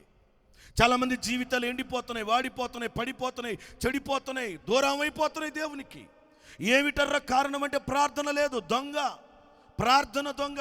ముచ్చట చెప్పమని 2 గంటలు చెప్తాడు, ఫోను మాట్లాడమను 3 గంటలు మాట్లాడతాడు, ప్రార్థన చేయమని ఒకళ్ళు మొదలు. మనం కూడా నోట్లో పడి అంత ఆవలెత్తారు ఒక్కొక్కళ్ళు ప్రార్థనలో కూర్చోగానే. ప్రార్థన అలవాటు ఉంటే AK-47లో ఒకసారి ఫిగర్ నొక్కితే తొడలు తొడ వచ్చినట్లుగా రోజు ప్రార్థన చేసేవాడికి మల్లెపూలు కట్టినాడు దండ కట్టాల్సిన అవసరంలా తోటాలు వచ్చినట్టు ప్రార్థన వస్తూనే ఉంటుంది. అటువంటి ప్రార్థనాత్మ మీ మీద ఉండును గాక. మీరంతా గంటలు ప్రార్థించవరగుదురు గాక. ప్రార్థననే కిరీటము మీ తలలకు యేసయ్య పెట్టును గాక. తన సేవకుని నోటి మాట దేవుడు జరిగించును గాక. పిల్లరా గమనించాలి, దురాలోచన, జారత్వము, థర్డ్ వన్ దొంగతనం, 4వది ఏంటంట నరహత్య. మనకేం తెలియదు దాని గురించి. కత్తితో పొడిస్తే నరహత్య. నేనేమంటానంటే క్రైస్తవుల నరహత్య ఏంటంటే కత్తితో పొడవటం కాదు, కొంతమంది నోరు తెరిచి మాట్లాడితే పేగులు దిగిపోయే మాటలు అంటారు, నోరు బట్టని మాటలు అంటారు. అవతల వాళ్ళ హృదయము బాధకు గురి అయ్యేంత మాటలు మాట్లాడుతూ ఉంటారు. మనం ఎంత తక్కువ మాట్లాడితే అంత దేవునికి దగ్గరగా ఉంటాం, ఎంత ఎక్కువగా మాట్లాడితే దేవునికి దూరం అయిపోతాం. గుర్తుపెట్టుకోవాలి, తక్కువ మాట్లాడేవాళ్ళు యేసయ్యకి ఎక్కువగా దగ్గర ఉంటారు, ఎక్కువ మాట్లాడేవాడు యేసయ్యకి దూరం అయిపోతూ ఉంటాడు. ఎందుకంటే సొలొమోను అననే అన్నాడుగా, విస్తారమైన మాటలలో బ్యాంకు బ్యాలెన్స్ ఉండును అన్నాడా? విస్తారమైన మాటలు ఏముంటుందంట? దోషం ఉంటుంది. ఒక్కొక్క మాట ఏం చేయాలి? నువ్వు పెంచి మాట్లాడుతున్నావు, ఆ మాటను కవర్ చేయడానికి ఇంకొక మాట, ఆ మాటను పెంచడానికి ఇంకొక మాట. పాపమే తప్ప పరిశుద్ధత ఉండదు. ఎందుకు దేవుడు నరుని హృదయమును తేటగా చూస్తున్నాడంటే కొంతమంది హృదయములో నరహత్య, కొంతమంది వ్యభిచారం, పెండ్లైనా కూడా తృప్తి లేని జీవితాలు, భర్తను మోసం చేయాలని, భార్యను మోసం చేయాలని, ఏదో పాడాలోచన, చెడు ఆలోచన. అది కూడా ఒక దెయ్యమే. ఏదైనా ఎక్కువగా ఒక కోరిక నీకు కలిగి ఉందంటే, ఏ కోరికైనా అదొక దెయ్యం. మా పాస్టర్ గారు దావీదు రాజు గారు చెప్పేవాడు, బండి స్పీడ్గా పోవటం కూడా ఒక దెయ్యం అంట. ఒకడు బండికి నాకు పో పో అంటదంట సాతాను. రైలు గేట్ ఎత్తి కింద నుంచి పో అంటదంట. ఆవిడ పక్కన 40 నువ్వు 80 మీద పో, ఈ రోడ్డు అటు రోడ్డు వచ్చింది, నొన్న రోడ్డు అటు పోయే రోడ్డు వచ్చింది, పో అంటానే ఉంటుందంట. స్పీడ్గా పోవటం. ఈ రోజులు ఏమిటంటే ఎంత స్పీడ్గా పోతే అంత గొప్పతనం. మా చర్చికి వచ్చి ఒక బాబు ఇంటర్ సెకండ్ ఇయర్ చదువుతున్నాడు, అదేదో బైక్ తెచ్చాడు, అచ్చం కోతున్నట్టుంది, బైక్లా లేదు అది. అడిగే ఎంత అన్న, 5,70,000 అంట. రే నువ్వేనయ్యరా, నేను 2007 సంవత్సరం బండి వాడుతున్న బైక్.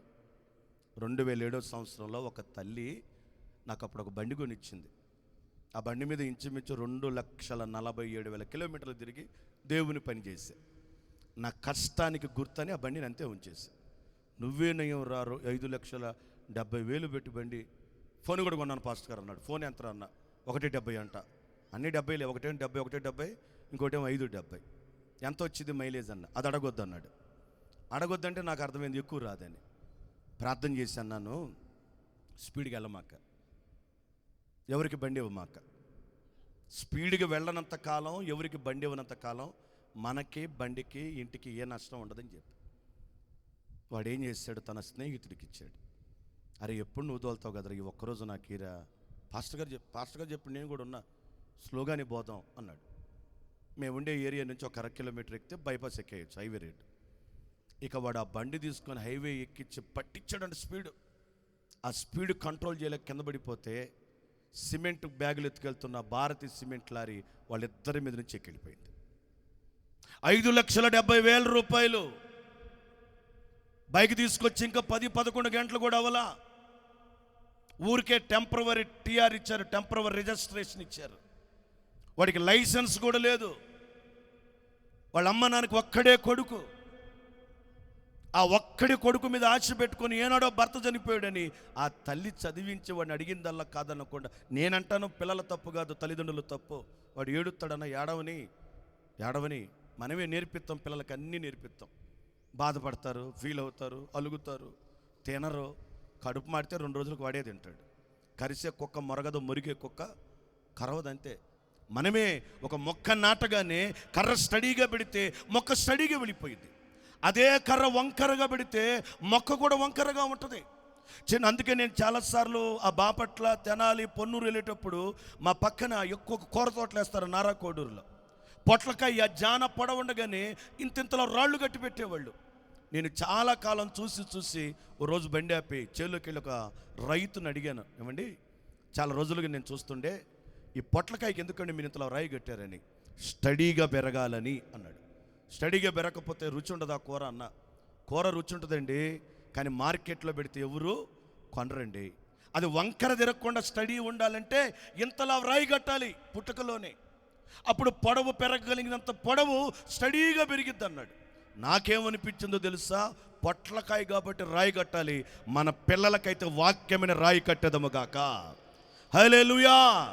చిన్ననాటి నుండి వాక్యమైన రాయి కడితే వాళ్ళ చూపు, వాళ్ళ మాట, వాళ్ళ వినికిడి, హృదయాలోచన, బాడీ లాంగ్వేజ్ అన్ని విషయాల్లో క్రమంగా ఉంటారు.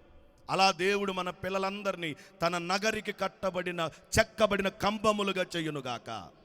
మీ పిల్లలు రాబోయే దినాలలో దేవుని వైపు అనేకులను తిప్పే నాయకులు వదురుగాక. రాబోయే తరము దేవుని కొరకు పట్టుకునేవారు వదురుగాక. ఈ సభల ద్వారా దేవుడు అలా జరిగించునుగాక. ప్రియమైన దేవుని జనాంగమా, నరుని హృదయమును దేవుడు తేటగా చూస్తున్నాడంట. ఎందుకు చూస్తున్నాడంటే ఏమేమన్నారు? హత్య, వ్యభిచారము, దొంగతనం, తర్వాత ఏంటమ్మా లోభము, లోబి పని. కొంతమంది ఎన్నైనా ఏనికైనా ఖర్చు పెడతారు, కానీ దేవునికి ఏదైనా ఖర్చు పెట్టాలంటే ప్రాణం అప్పదు కొంతమందికి. లోబితనం. అక్కడెక్కడో ఒక బాబు పాప అనుకోండి, ఏదో సంథింగ్ ఫంక్షన్ పెట్టారు. నేను తెలిస్తే పోను ఫంక్షన్లకి పెళ్ళిళ్ళకి నాకు అసలు ఇష్టం ఉండదు. మా పాస్టర్ గారు చెప్పాడు, మనకెందుకు ఫంక్షన్లు పెళ్ళిళ్ళు, మనకు ప్రార్థన ఉంటే చాలని. వాళ్ళండి వచ్చిన వాళ్ళకి గిఫ్ట్ ఇచ్చారు. 3000 మందికి భోజనం చేశారు. నాకు తెలిసి ఆ ఫంక్షన్కి ఇంచుమించు 27 లక్షలు ఖర్చు పెట్టారు. వాళ్ళు బాగా చేశారు అని నేను అట్లా బడాయి అంతా చూపించారు. చిన్న ఫంక్షన్కి, పాప మెచ్యూర్ ఫంక్షన్కి 27 లక్షలు ఖర్చు పెట్టారు. గొప్పగా చెబుతున్నారు. మరి మీ చర్చి కన్స్ట్రక్షన్లో ఉంది కదా, మీరు ఎంత ఇచ్చారండి అన్న. 10,116 ఇచ్చామండి అన్నాడు. అదేదో ఆ 27 లక్షల్లో 1 లక్ష దేవుని మందిరానికి ఇచ్చుంటే ఎంతోమంది దేవుని మందిరంలో దేవుని ఆరాధించడానికి కారణం అయ్యేది కదా. డబ్బు గురించి చెప్తానేమో డబ్బు మనుషులు అంటారని నేను ఎక్కువసేపు మాట్లాడలే. నేను మీతో ఎందుకు మనసిప్పి చెప్తున్నానంటే, ఈ రోజున చాలామంది ప్రార్థన పరులే అనవసరంగా డబ్బునంతా పాడు చేస్తున్నారు. దేవుని విషయంలోనేమో లోబులుగా ఉంటున్నారు, లోకంలోనేమో గప్పాలు కోరుకుంటున్నారు. నేనంటాను, మన గప్పాలన్నీ దేవునికి ఇష్టంగా ఉండను గాక. దేవునికి ఇష్టమైన పనులు మనం చేసేదము గాక. లోబులు తర్వాత ఇంకొక బ్యాచ్ ఉంది. ఎవరినైనా చెడుతనము చేసేవాళ్ళు. ఈరోజు కుటుంబాలకు చెడు చేసేవాళ్ళు ఉన్నారు, సంఘాలకు కూడా చెడుగా చేసేవాళ్ళు ఉన్నారు. సంఘంలో పాస్టర్ గారు ప్రక్కనే ఉంటూ నమ్మకంగా ఉంటూ ఒక గుంపుని వాళ్ళ కొరకు పోగు చేస్తారు కొంతమంది. మాకు తెలియదు ఆ విషయాలు. మేమేమనుకుంటాం, అందరు నమ్మకస్తులే మాకు మేలు చేస్తారు అనుకుంటాం. ఇందాకే చెప్పానుగా, యేసయ్య నాకు శిష్యులుగా చేయండి అని చెప్పి వెళితే చాలామంది యేసయ్యకి శిష్యులు చేయట్లా, వాళ్ళకి శిష్యులుగా చేసుకుంటున్నారు. ఇన్ని విషయాలు ఉన్నాయని, ఇంకా చాలా ఉన్నాయి అక్కడ, అవన్నీ నేను చెప్పబోను. ఆకాశము నుండి దేవుడు నరులను పరిశీలనగా చూస్తున్నాడంట. ఎందుకు చూస్తున్నాడంటే, నరుని హృదయము దేవునికి తేటగా కనపడుతుంది. ఎన్నో లక్షణాలు ఉన్నాయి. ఎవరన్నా ఒకరు చదవండి గబగబావి. లోబులు, తర్వాత ఏనైనా చెడుతనము, కృత్రిమము, కామవికారము, మత్సరం అంటే చెడ్డకండ్లు. టీవీలు చూసేవాళ్ళకి వస్తాయి. మీలో టీవీ చూడండి వాళ్ళందరూ దేవునికి స్తోత్రం చెప్పండి.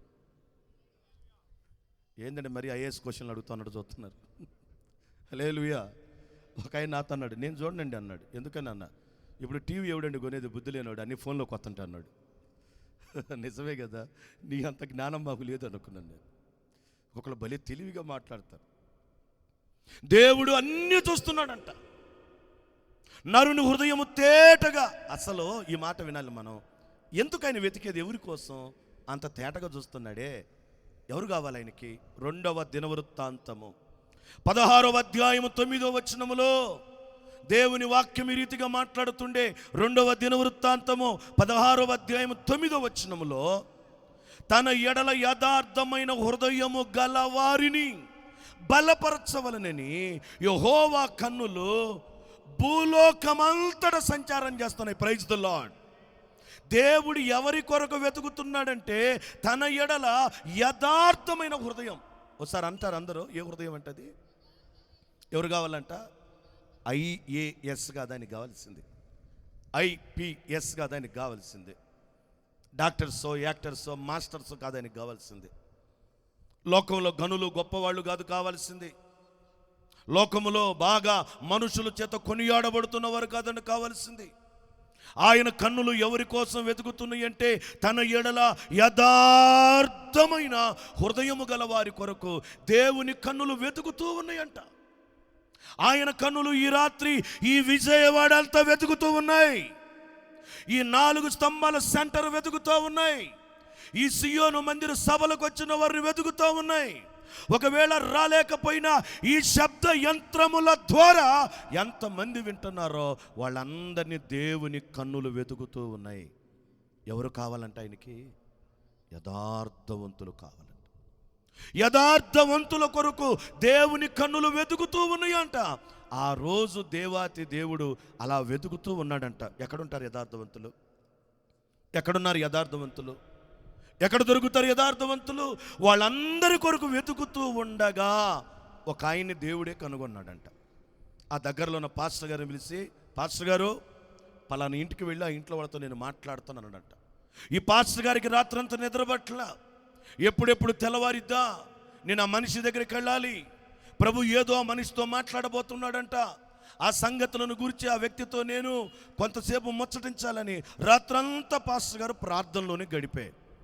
తెల్లవారుతుండగానే ఉదయాన్నే లేచాడంట. ఏ ఇంటికైతే దేవుడు వెళ్ళమన్నాడో ఆ ఇంటికి పరిగెత్తుకుంటూ వెళ్ళాడంట. ఆ ఇంటి యజమాని అప్పుడే ఉదయాన్నే తెల్లవారిన తలుపు తీస్తుండగా ఈ పాస్టర్ గారు ఇంటి ముందు నిలబడ్డాడు. పాస్టర్ గారిని చూడగానే ఆయన కడకడ వణికిపోతున్నాడంట. పూర్వపు దినాల్లో సేవకుడు ఇంటికి వస్తే వణికేవాళ్ళు. ఎందుకని? దీవెన తెచ్చాడో శాపం తెచ్చాడో, దేవుని యొద్ద నుండి ఆశీర్వాదం తెచ్చాడో అవమానం తెచ్చాడో, దేవుని యొద్ద నుండి శుభం చెప్తాడో అశుభం చెప్తాడోనని పాస్టర్ గారిని చూడగానే చలి జ్వరం వచ్చిన వాళ్ళకి వణికిపోయేవాళ్ళంట.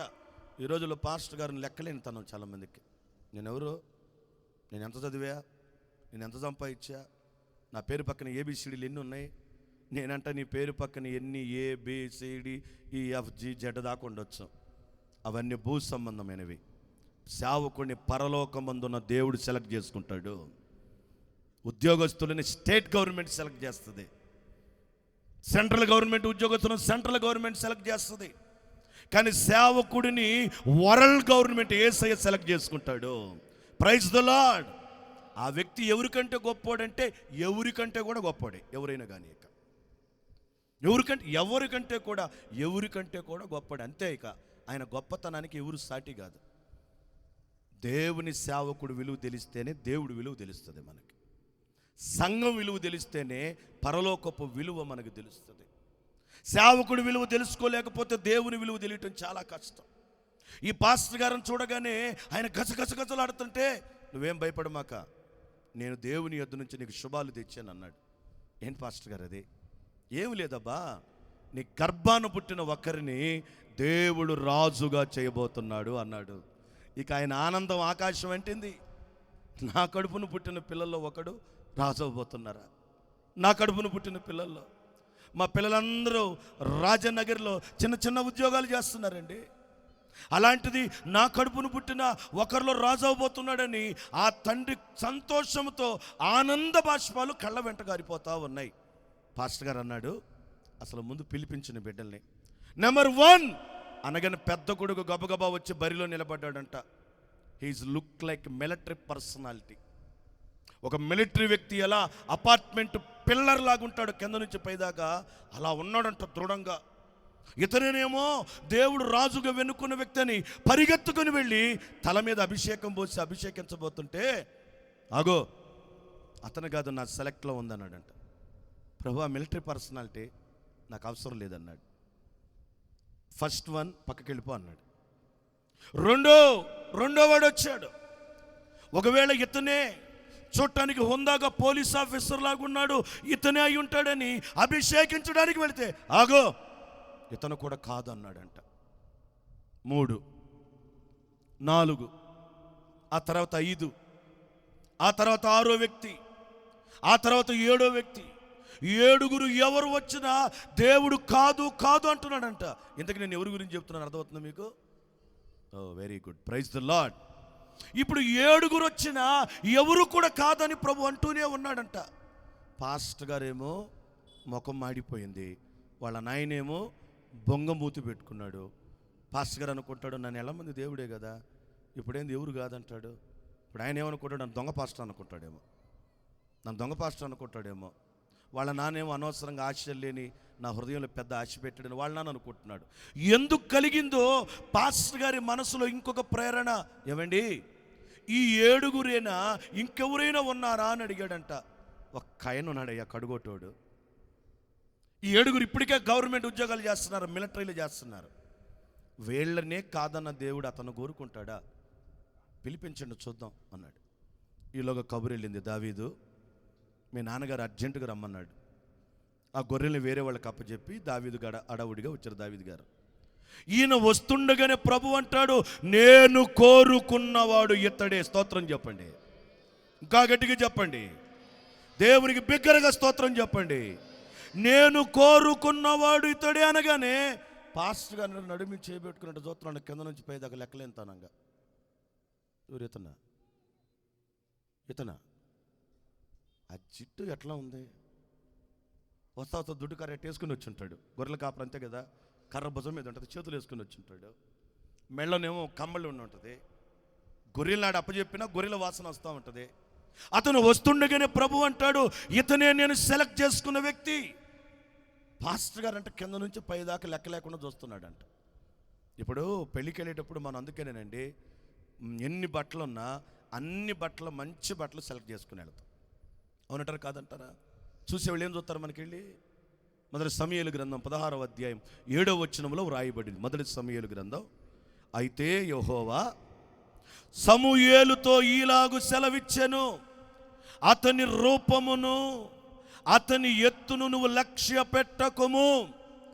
మనుష్యులు లక్ష్య పెట్టు వాటిని యెహోవా లక్ష్య పెట్టడు. స్తుతి కలుగును గాక. ఈ పాస్టర్ గారు ఏమో నడు మీద చెయ్యేసి, ఇతనా రాజంటే ఇతనే చిన్నగా ఉన్నాడే, వయసు లేదే, శుభ్రం లేదే, ఏం ఖరీదైన మనిషిలా కనబడట్లేదే, ఇతను దేవుడు కోరుకోవటం ఏంటి? లెక్కలేనితనంగా చూస్తున్నాడు. కానీ ప్రభు అంటాడు, అతని రూపము అతని ఎత్తును నువ్వు లక్ష్య పెట్టవద్దు. మనుష్యులు లక్ష్య పెట్టు వాటిని దేవుడు లక్ష్య పెట్టడంట. మనిషి పై రూపం చూస్తాడండి. మీరందరూ ఒకసారి నా వైపు చూడండి. మనిషి ఏ రూపం చూస్తాడు? నవ్వుతూ ఉంటే ఏం ముఖం అంటాం? నవ్వకపోతే వాడి పని వాడు చూసుకుంటాడు. వాడు ముచ్చు మొక్కవాడండి, ముచ్చోడు 3 లోకాలు ముచ్చుతాడంటాం. మనం ఏంటంటే ఎఫ్ఎం రేడియోలాగా ఎప్పుడు జనగణ మనం వాగుతూనే ఉండలేక మనం. కొంతమంది అట్లా కాదు, లిమిట్లో ఉంటారు. ఎక్కువ మాట్లాడరు, తక్కువ మాట్లాడరు. యోధుల రాజు నీవేనంటే నీవన్నట్టే అంటారు. నీకేంది పని అనరు, నువ్వెవడు నన్ను అడగటానికి అనరు. కొంతమంది లిమిట్గా మాట్లాడతారు. ఈరోజు ఏమైందంటే, ఈరోజు అన్లిమిటెడ్ ఎట్టా పెట్టాడు, ఆ జియోడు పెట్టాడు. 3 నెలలకి ఒకసారి బ్యాలెన్స్ అయితే కుక్క వాగినట్టు వాగొచ్చు 3 నెలల పాటకి. వాగి వాగి వాగి అన్ని విషయాలు అలవాటు అయిపోయింది. ఓ పెళ్ళిలో వాక్యం చెప్పడానికి వెళ్ళా, మా విశ్వాసాలే వెళ్ళా. పెళ్లి పాస్టర్ గారు ఈయనే, ఎలీషా పాస్టర్ గారు. పెళ్లి కొడుక్కి పెళ్లి కూతురికి ఇద్దరు చేయగలపటానికి వాళ్ళ మేనమామ వీళ్ళ మేనమామ రమ్మన్నారు. స్టేజ్ మీదకి వచ్చారు. అబ్బాయి అమ్మాయి చేతిలో, అబ్బాయి చేతిలో అమ్మాయి చేతులు పెట్టచ్చునంటే ఆ అమ్మాయి అంటే నేను పెట్టను, నేను అబ్బాయి చేతిలో పెట్టను అంటుంది. ఈ అయ్యగారు ఉండి పెట్టకపోతే ఎట్టగమ్మా, అది పెళ్లి రూలు అంటున్నాడు. మీరు రూల్ అయినా సరే నేను మాత్రం పెట్టను అంటుంది. నేను దగ్గరికి వెళ్ళి, రే అనిల్గా ఏం చేసావురా అన్న. ఏదో నవ్వుతా ఫోన్లో 2 మాటలు అన్నానన్న, అప్పటి నుంచి అమ్మాయి ఫీల్ అవుతుంది అన్నాడు. ఏదో అన్నాడంట ఫోన్లో, ఆ 2 మాటలు నేను పెట్టను, అమ్మాయి చేతిలో పెట్టను, నేను అబ్బాయి చేతిలో కాలంటే వెళ్ళిపోతాం మా ఇంటికి. డాడీ నేను మాత్రం చేయి పెట్టను అంటుంది. నేను వెళ్ళి, అమ్మా నువ్వు కానీ ఇప్పుడు చేయి పెట్టకపోతే 600 మందికి పలావ్ వండారు, పలావ్ అంతా వేస్ట్ అయిపోయింది. గులాబీ పూల దండలు తెచ్చారు, వాడిపోతాయి. అప్పుడు దాకా ఒక ఆయన, అదేమి ఎండాకాలం మే నెల, ఆ సింగర్ పాటలు పాడైనా 2 కోట్లు వేసుకుని వచ్చాడు. ఒక్కబట్టి గారిపోతున్నాయి సెమట్లో. నేను ఆయన సెమట వృధా అయ్యిద్ది, డబ్బు వృధా అయ్యిద్ది, టెంట్లు వేస్ట్ అయిపోతాయి. నా మాట నమ్మంటే నేను విన్నంటే విన్నాం, చేతిలో చెయ్యి మాత్రం ఈయన అంది. ఇక ఒక్కసారి మీరు ఆలోచించండి, సిచ్యువేషన్ ఎలా ఉంటుందో ఆలోచన చేయండి. ఇప్పుడు దావీదు వస్తుండగానే పై రూపం చూస్తున్నాడంట, పై వేషం పాస్టర్ గారు చూస్తున్నాడంట. ప్రభు అంటాడు, అతని రూపము అతని ఎత్తును లక్ష్య పెట్టొద్దు. మనుషులు పై రూపం పై వేషం చూస్తారు. ఒక చోట పెళ్లి చూపులు జరుగుతున్నాయండి. అబ్బాయి అమ్మాయి ఎదురెదురు కూర్చున్నారు. ఈ అబ్బాయి అంట ఆ అమ్మాయికి వెళ్ళి ఎట్టగా చూస్తున్నాడంట. వాళ్ళ మేనమ్మ ఎట్ట పడిసి అటు చూడమాకాయ పరువు పోయిద్దే అన్నాడంట. వాడికి తెలీదు. అదే మొదటిసారి పెళ్లి చూపులు. ఆ కార బూంది లడ్డు రెండు నవ్వులతో అమ్మాయికి వెళ్ళి అట చూస్తున్నాడంట. అవునా, పాప అంత బాగుంది. వాడు మేన చూడమాకే అట్ట అన్నాడంట. ఆ అమ్మాయి ఏం చేస్తుంది తెలుసా? ఎన్ని నాటికలు చూసి నేర్చుకుందో అటు ఇటు చూస్తే ఇటు చూస్తుందంట.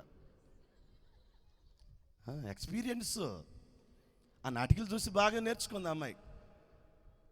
ఏమ్మా అమ్మాయి నచ్చాడు, అబ్బాయి నచ్చాడంటే అంతా మా అమ్మ మా నాన్న ఇష్టం ఉందంట. అమ్మాయి ముదురు. ఆ అమ్మాయి కారం బుంది తినకపోయినా తెలివి ఉంది. వీడిని అడిగారంట, నచ్చింది అన్నాడట. వాళ్ళ మేనమ్మ పడి సాబాయ్ నచ్చిందని ఇక్కడ చెప్తే మన కట్నం వీరాయి ఇంటికి వెళ్ళి చెబుతామనాలా బడాయిగా, లేకపోతే ఫోన్ చేస్తామనాలా, ఉత్తరం రాస్తామనాలా, లేకపోతే టెక్స్ట్ మెసేజ్ వాట్సాప్ పెడతామనాలా. పాపం వాడికి ఏం తెలియదు. కారం బుంది లడ్డు రెండు కలిపి తిట్లాడు. అటు చూస్తున్నాడు. ఆ అమ్మాయి అంత బాగుంది. ఆ అబ్బాయికి అమ్మాయికి ఇద్దరు నచ్చారు. వచ్చిన వాళ్ళందరికీ ఇరుపక్షాలు నచ్చినాయి. పాపం ఆ పాప వాళ్ళ నాన్న ఆలస్యంగా వచ్చాడు. వచ్చి పెళ్ళిళ్ళ పేరయ్య. ఇప్పుడు పెళ్ళిళ్ళ పేరయ్య అంటే తంతున్నారు. ఏంది ఇంగ్లీష్లో వాళ్ళ పేరు ఏంది? Marriage bureau. నాకు పెద్దగా ఇంగ్లీష్ రాదు. ఏందని అది మ్యారేజ్ బ్యూరో అంట. ఇప్పుడు పెళ్ళిళ్ళ పేరయ్య అంటే తంతున్నారు. పెళ్ళిళ్ళ పేరయ్య కదా మ్యారేజ్ బ్యూరో. అదేంటి, ఇంతకుముందే స్థలాల బ్రోకర్ అనేవాళ్ళు, ఇప్పుడు అంటే కొరుగుతున్నారు. రియల్ ఎస్టేటు అనాలి వాళ్ళని. అయిపోయినాయి, భాషలు మారిపోయినాయి. ఒకప్పుడేమో క్రీస్తు శకం క్రీస్తు పూర్వం అన్నారు. ఇక పోయే రోజుల్లో కరోనా ముందు, కరోనా తర్వాత, బిఫోర్ కరోనా, ఆఫ్టర్ కరోనా విభజించింది ప్రపంచానికి అంతే. ఇప్పుడు అమ్మాయి వాళ్ళ నాన్న వచ్చాడంట. ఈ పెళ్ళిళ్ళ పేరయ్య వెళ్ళి, ఏమండి మీ అమ్మాయికి అబ్బాయి బాగా నచ్చాడండి అట చెప్తావు. అసలు మీ అమ్మాయి వచ్చిన కాడిచి ముసిముసి నవ్వులు, మామూలు నవ్వుకోవట్లేదు. ఆ అబ్బాయి కూడా మీ అమ్మాయి నచ్చింది, మీరు వచ్చి చూశారంటే మిగతాది మాట్లాడదాం అన్నాడంట. అబ్బాయి ఎదురుగా ఉండగానే పాపం లోపలికి వెళ్ళమన్నారు. ఈయన అబ్బాయి ఎదురుగా కూర్చున్నాడు. నానా నీ పేరేమిటి అన్నాడంట. ఏదో మొత్తానికి పేరు చెప్పాడు. నా పేరు అనుకోండి, కాసేపు నేహమ్య పాస్టర్ గారు అనుకోండి. నాకేం చూడమాక, నాకు ఆల్రెడీ పెళ్ళి అయిపోయిందిలే, మళ్ళీ నాకేం పెళ్లి చూపులు చూడమాకండి, అయిపోయింది. చెప్పాడు. నువ్వేం చదువుకున్నావు? బీటెక్ చదివానండి. మరి ఏం చేస్తున్నావు? ఒక కంపెనీలో జాబ్ చేస్తున్నాను, నెలకి 35,000 రూపాయల దాకా జీతం ఇస్తున్నారు అన్నాడు. తెల్లగా ఉన్నాడు, ఎత్తున్నాడు, చక్కగా టక్ చేశాడు, మెళ్ళ ఉరితాడు కాదు ఏమంటారు దాన్ని, టై కట్టుకొని వచ్చాడు. అందంగా ఉన్నాడు. ఈ పెళ్ళిళ్ళ పేరైతో అన్నాడంట అమ్మాయి వాళ్ళ నాన్న, బాగున్నాడు చాలా బాగున్నాడని లోపలికి వెళ్ళిపోయాడంట. వెళ్ళిపోతున్న అతనితో పెళ్ళిళ్ళ పేరయ్య అన్నాడు, అబ్బాయికి అమ్మాయి అందరు నచ్చారు, మీరు కూడా నచ్చాడు అంటున్నారు కాబట్టి కట్నం మాట్లాడదామా అన్నాడంట. ఉండవయ్యా, నచ్చకుండా ఎట్ట మాట్లాడతాం? ఇప్పుడు మీరే కదండి 5 సార్లు అన్నారు బాగున్నాడు అన్నారుగా. బాగోలేడని ఇప్పుడు కూడా అంట్లా, బాగానే ఉన్నాడు. కానీ నేను మాట్లాడిన 5 నిమిషాల పాటు కళ్ళు ఆర్పుతూనే ఉన్నాడు. కళ్ళు ఆర్పేవాడు కొంపలు ఆర్పుతాడని చెప్పాడంట. అంటే ఆయన అనుభవం ఏంటంటే కళ్ళు ఆర్పేవాడు ఏం ఆర్పుతాడు? సైన్స్ ఏం చెప్తుందంటే మన శరీరంలో ఏ అనే విటమిన్ తక్కువ ఉంటే కళ్ళ టార్పుతూ ఉంటారంట. ఆ కళ్ళ టార్పకుండా ఉండాలంటే ఉడకబెట్టిన గుడ్లు, చిక్కటి గేదె పాలు తాగితే ఆ కళ్ళు ఆగిపోతాయంట. 7th క్లాస్లో మాకు ఒక స్నేహితుడు ఉండేవాడు. వాడికి పాప అది మేనరిజం. అట అంటుండేవాడు. వచ్చిన ప్రతి కొత్త టీచర్ భలే కొట్టేవాడు వాడిని. నేను చెప్పాడు, మేడం అది వాడికి పాపం కళ్ళు ఆరిపేది చెప్పండి అట అంటాడు పాపం, అది ఏదో దురుద్దేశం కాదని. అంటే ఈయన ఏమంటున్నాడంటే కళ్ళు ఆర్పేవాడు కొంపలు ఆర్పుతాడు. ఈయన ఆలోచన ఏమిటంటే పై రూపం చూశాడు. ప్రియులారా, దేవుని సేవకుడిగా చెప్తున్నా, ఆయన పై రూపము, పై వేషం, పై భాష, పై నడవడి, పైన భక్తిని చూడడు. నీ అంతరంగములో ఉన్న పరిశుద్ధతను బట్టి నిన్ను ఆశీర్వదిస్తాడు. నీలో ఉన్న నిజమైన భక్తిని బట్టి నీ పక్షాన కార్యాలు చేస్తారు. కొంతమంది దివారాత్రులు ప్రార్థన చేస్తారు, అబద్ధాలు ఆడతారు, బూతులు మాట్లాడతారు, సినిమాలు చూస్తారు, తిరగబడతారు, తగాదాలు పెడతారు, అత్తమామకు అన్నం పెట్టరు. ఏడుకొచ్చి పాటలు ఇంత పెద్ద పెద్ద పాటలు పాడతారు. మళ్ళీ అత్తమామకు అన్నం పెట్టరు, అమ్మ నాన్న లెక్క చేయరు. కొంతమంది చూడటానికి కరుగ్గానే ఉంటారు, కానీ పెద్ద చిన్న గౌరవం, దేవునికి విధేయత ఉంటుంది. ఈ రాత్రి వాక్యం వింటున్న నిన్ను దేవుని కన్నులు చూస్తుంది. దేవుని బిడ్డ ఆయన పై రూపం చూడు. ఒకవేళ నేను తెల్ల చొక్క ప్యాంట్ వేసుకున్నానని నేను భక్తుడని ప్రభు అన్నాడు, నా అంతరంగము తెల్లగా ఉండాలి ఆయనకి. ఒకవేళ దివారాత్రులు బైబిల్ చదువుతుంటే బైబిల్ చదివే ఒక్క కారణాన్ని బట్టి నిన్ను నీతిమంతుడుగా, నీతిమంతురాలిగా దేవుడు నిన్ను పరిగణించడు. నీ హృదయాన్ని దేవుడు అంచనా వేస్తూ ఉంటాడు. ఈ రాత్రి చూచే దేవుడిగా యేసయ్య మన మధ్యన సంచారం చేస్తూ ఉన్నాడు. ఆయన ప్రతి ఒక్కరిని చూస్తూ ఉన్నాడు. ఎవరిని చూస్తున్నాడంటే యథార్థత. ఏమిటి యథార్థత అంటే? లోపల బయట ఒకేలా ఉండటాన్ని యథార్థత అంటారు. సంఘములో ఒకలాగా, సమాజంలో ఒకలాగా, దేవుని దగ్గర ఒకలాగా, పెళ్లిలో ఒకలాగా, పాస్టర్ గారి ముందు ఒకలాగా, లోకంలో మరొకలాగా, ఇన్ని రకాలుగా జీవిస్తే యథార్థత అనరు, మోసపు జీవితం అంటారు. ఈ రాత్రి దేవుని కన్నులు నిన్ను నన్ను వెంబడిస్తున్నాయి. నిన్ను నన్ను దేవుని కన్నులు తేటగా చూస్తున్నాయి. ఆయనకి ఎవరు కావాలంటే యథార్థవంతులు కావాలంట. యథార్థవంతులను బలపరచాలని యెహోవా కన్నులు భూలోకమంతటా సంచారం చేస్తూ అందరిని చూశాడు దేవుడు. ఆ 7 కంటే దావీదును దేవుడు యోగ్యుడిగా ఎంచుకున్నాడు. దేవుని స్తోత్రం, హల్లెలూయా. ఆ మిగిలిన 7 కంటే దావీదు యథార్థత కలిగి ఉన్నాడు. అమ్మా, ఈ రాత్రి దేవుని వాక్యాన్ని ముగించబోతూ నిన్ను ప్రశ్న వేస్తున్నా.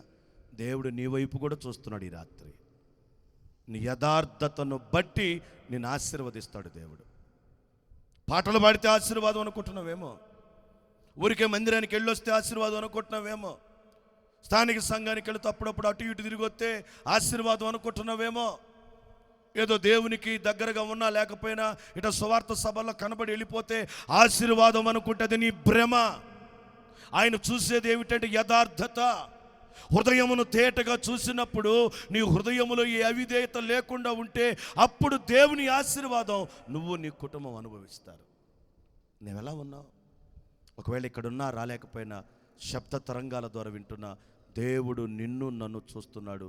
ఆ సంగతిని గమనించాలి. అంతరంగ పరిశుద్ధతను బట్టే మనలను దేవుడు దీవిస్తాడు. ఎంత భక్తి చేసినా హృదయాంతరంగం పరిశుద్ధంగా లేకపోతే దేవుని దీవెన పొందటం చాలా కష్టం. నేను ఎప్పుడు పాస్టర్ అవ్వాలని నేను అనుకోలే. మా తాతగారు పోలీసు, మా నాయన పోలీసు. నాకు కూడా పోలీసు ఉద్యోగం అంటే చాలా ఇష్టం. అందుకని మా నాన్నగారు ఎప్పుడన్నా తుపాకీ ఇంటికి తెస్తే ఆ తుపాకీ తీసుకుని స్కూల్కి వెళ్ళేవాడిని. మా స్కూల్లో 1470 మంది ఉండేవాళ్ళు స్టూడెంట్స్. చదువు చెప్పే ఎవరైనా కానీ ఒక 80 మంది ఉండేవాళ్ళు. ఆ 1470 మంది స్టూడెంట్స్ కంటే, అధ్యాపకుల కంటే నేను బాగా ధనవంతుడిని మా స్కూల్లో. ఆ రోజుల్లోనే లగ్జరీ లైఫ్ అనుభవించాను. ఏ రోజు అనుకోలే నేను పాస్టర్ అవ్వాలని. అసలు నా ఊహల్లో ఆలోచన లేదు. కానీ దేవుడు తన ఘనమైన పని కొరకు నన్ను ఎంచుకున్నాడు. ఎంత ఖరీదైన జీవితం నేను అనుభవించానో. దేవుని దగ్గరికి, దేవుని సేవ కొరకు ప్రభువు నన్ను ఆకర్షించాడు. అందరిని వదులుకొని సేవకు బయలుదేరాను. మా అమ్మ ఏడుస్తూ ఉంది, ఎక్కడికి వెళ్తావు? దేవుడు నన్ను పిలుస్తున్నాడమ్మా. 10th క్లాస్ చదువుతున్నాను అప్పుడు నేను. ప్రభు నన్ను పిలుస్తున్నాడు, తన సేవ చేయడానికి పిలుస్తున్నాడమ్మా, నేను వెళ్ళిపోతాను. మా అమ్మ అంటుంది, సేవ అంటే తమాషా అనుకున్నావా? సోగు చేసుకుని తిరగటం అనుకున్నావా? సేవ అంటే బలిపీఠం మీదకి వెళ్ళటం. ఏ రోజున కొట్టుకెళ్ళావు నువ్వు? కూరగాయలు తెచ్చావా? పాల ప్యాకెట్ తెచ్చిన అనుభవం నీకుందా? సేవ అంటే ఎంతో కష్టంతో కూడింది. ఆయన సేవ చేయాలంటున్నావు కాబట్టి ఇంటి పట్టు నుండి చేసుకో, మీ నాన్నగారు కావాల్సినన్నీ ఇస్తారు. నేను మమ్మతో చెప్తున్నాను, నేను అలా చేయను. ప్రభు నన్ను ఇల్లు వదిలిపెట్టి రమ్మంటున్నాడు సేవ చేయడానికి. నేను వెళ్ళిపోతాను. రాత్రి 11:30 నుండి మా అమ్మకి నాకు మధ్యలో పెనుగులాట జరుగుతూనే ఉంది. నైట్ డ్యూటీకి వెళ్ళిన మా నాన్నగారు ఉదయం 5 గంటలకు వచ్చేసారు. మా ఇద్దరిని చూస్తూ బండి పక్కన ఆపుతాడు. ఇక్కడ ఏం జరిగింది? సేవకి వెళ్ళిపోతాడంట. మా నాన్నగారు అంటాడు, వెళుదు కానీ బాగానే ఉంది, పగలంతా సేవ చేయి, సాయంత్రానికి ఇంటికి వచ్చాయి, కావలసినవి నేను ఇస్తాను. లేదు, నేను వెళ్ళిపోతున్నాను. మా అమ్మ మా నాన్న ఇద్దరు ఏడవటం ప్రారంభించారు. నాకంటే చిన్నడు తమ్ముడు ఉన్నాడు, అన్న ఉన్నాడు, అక్క ఉంది. మా నలుగురిలో నేనంటే మా నాన్నకి అమ్మకి ప్రేమ. ఎందుకంటే బాగా చదువుతానని కాదు, ప్రతి చిన్న విషయానికి అలిగేవాడిని అంట. అలిగితే వారం రోజులు తినేవాడిని కాదంట. నేను తినకపోగా ఇంట్లో కూడా ఎవరన్నా చనిపోతే ఎలాంటి వాతావరణం ఉంటుందో అలాంటి భయానకమైన వాతావరణాన్ని సృష్టించేవాడిని అంట. మా అమ్మ చెప్తూ ఉంటుంది. అందుకని వాళ్ళు ఒక్క మాట అనకుండా, ఒక దెబ్బ కొట్టకుండా పెంచారు నన్ను. ఇక నేను వెళ్ళిపోతానంటే మా అమ్మ మా నాన్న ఏడుస్తూ ఉన్నారు. నేను వాళ్ళతో అన్న, మీరు ఏడవద్దు, నన్ను ఏడిపించొద్దు. ఇద్దరిని దగ్గరికి పిలిచి చిన్న ప్రార్థన చేశాను. నాకు వచ్చారని ప్రార్థన. ఇల్లు వదిలిపెట్టి బయటకు వస్తూ ఒక్క మాట అన్న, ఇక రాను మీ ఇంటికి. ఒకవేళ నేను వస్తే చనిపోతే నా శవాన్ని తెస్తారు, మట్టి చేయండి. నేను మాత్రం రాను, మీ ఆస్తి నాకొద్దు, మీ ద్వారా వచ్చి ఏది నాకొద్దు, అన్నీ వదులుకొని వచ్చేసాను. నా కళ్ళ ముందు ఇప్పుడు మెదలాడుతూనే ఉంటుంది. దేవుని సేవ కొరకు అన్నీ నేను వదులుకొని వచ్చిన తర్వాత ఎన్నో రోజు ఆకలితో ఏడ్చాను. తెలుసు, నాకు ఆకలి తెలుసు, నిందలు తెలుసు, బాధ తెలుసు. ఏమీ లేనివాడిని ఈ సమాజం ఎలా చూస్తుందో కూడా తెలుసు. నాకు ఏడుస్తూ ఉండేవాడిని, బాధపడుతూ ఉండేవాడిని. చూస్తుండగానే 7 సంవత్సరాలు గడిచిపోయాయి సేవలో. దరిద్రానికి మారు పేరుగా ఉన్న కన్నీళ్ళు ఎప్పుడు ఏడుస్తూ ఉండేవాడిని. ఏడ్చి కనురెప్పలు కూడా ఉబ్బిపోయి ఎర్రగా ఉండేవి. 7 సంవత్సరాలు అయిపోయింది, దరిద్రం అనుభవిస్తున్నాను. ఆ రోజు ఎందుకో చాలా దుఃఖంతో ప్రార్థన చేశాను దేవుని మందిరంలో. నన్ను సేవ కొరకు పిలిచావు, చిన్నప్పటి నుంచి ఖరీదైన జీవితం అనుభవించాను నేను, ఎందుకు నన్ను దరిద్రానికి అప్పగించావని ప్రార్థన చేసి, అప్పుడు ప్రభు నాకు నాలో ఉన్న కొన్ని లోపాలు నాతో చెప్పాడు. సేవ చేశాను కానీ ఈరోజు ప్రార్థన చేయలేను. నేను ఎంత మాట పడితే అంత మాట మాట్లాడేవాడిని ఎవరినైనా. నాలో ఏమి మార్పు రాలా. కనబడే వాళ్ళందరికీ సేవకుడిగానే ఉన్నాను, కానీ నా చూపులో, నా మాటలో, నా హృదయంలో కూడా నేను పోలీస్ కొడుకుని అనే ఒక గర్వంగా ఉండేవాడిని. దేవుడు నాలో ఉన్న లోపాలన్నీ నాకు తెలియజేసిన తర్వాత దేవుని పాదాల దగ్గర కన్నీళ్లతో ప్రార్థన చేశా. ఇక నుంచి నేను అలా ఉన్నాను ప్రభువా, మీకు నచ్చేట్టుగా ఉంటాను నాయనా అని. ఎప్పుడైతే దేవుని మందిరంలో నన్ను నేను తగ్గించుకుంటూ దేవునికి అప్పగించుకున్నానో ఆ రోజు నుంచి నా చెయ్యి దేవుడు పట్టుకున్నాడు. నేను ఆశించిన దానికంటే కూడా నన్ను ఎక్కువ ఆశీర్వదించాడు. ఆ పాటలో ఏమని పెట్టానంటే, అడిగిన దానికన్నా, ఊహించిన ఊహల కన్నా అత్యధికముగా చేసితివయ్యా, ఊహకు అందని ఆశ్చర్య కార్యములు వివరించేదనా జీవిత కాలం, వివరించేదనా జీవిత కాలం. జగముల నేలే నా యేసయ్యా, నీ ఉండగా నాకు భయమేలనయ్యా. జగముల నేలే నా యేసయ్యా, నీ ఉండగా నాకు భయమేలనయ్యా. నీ ఉండగా నాకు భయమేలనయ్యా.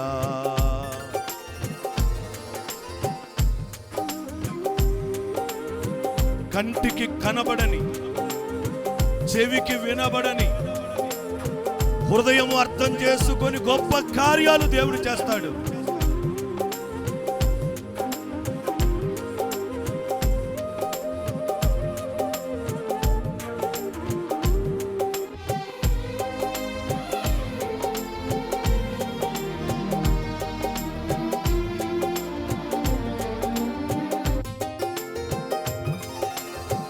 కంటికి కనబడని, చెవికి వినబడని, హృదయానికి గోచరమవని,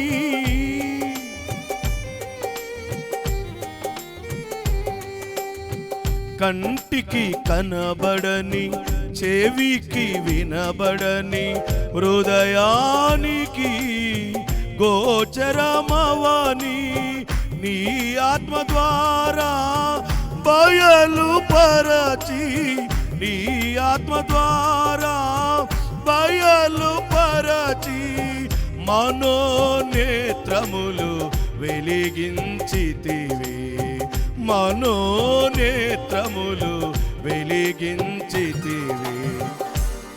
జగముల నేలే నా యేసయ్యా,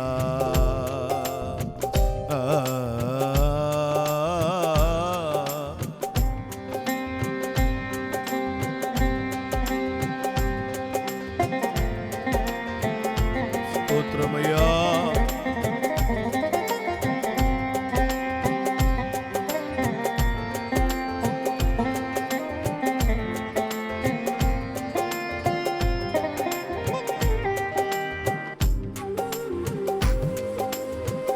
ఆ గొప్ప కార్యములు మీ జీవితంలో కూడా దేవుడు జరిగిస్తాడు.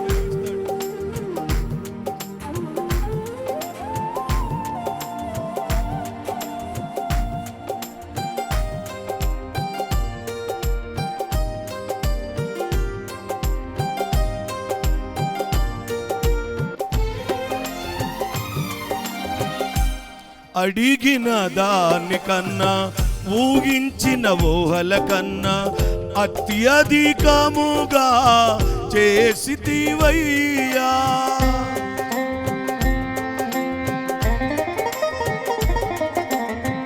అడిగిన దానికన్నా ఊహించిన ఊహల కన్నా అత్యధికముగా చేసితివయ్యా. ఊహకు అందని ఆశ్చర్య కార్యములు, ఊహకు అందని ఆశ్చర్య కార్యములు వివరించేదనా జీవిత కాలం, వివరించేదనా జీవిత కాలం.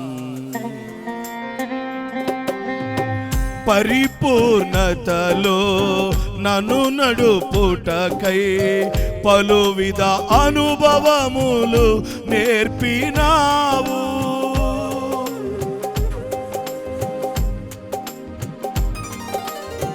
పరిపూర్ణతలో నన్ను నడుపుటకై పలువిధ అనుభవములు నేర్పినావు.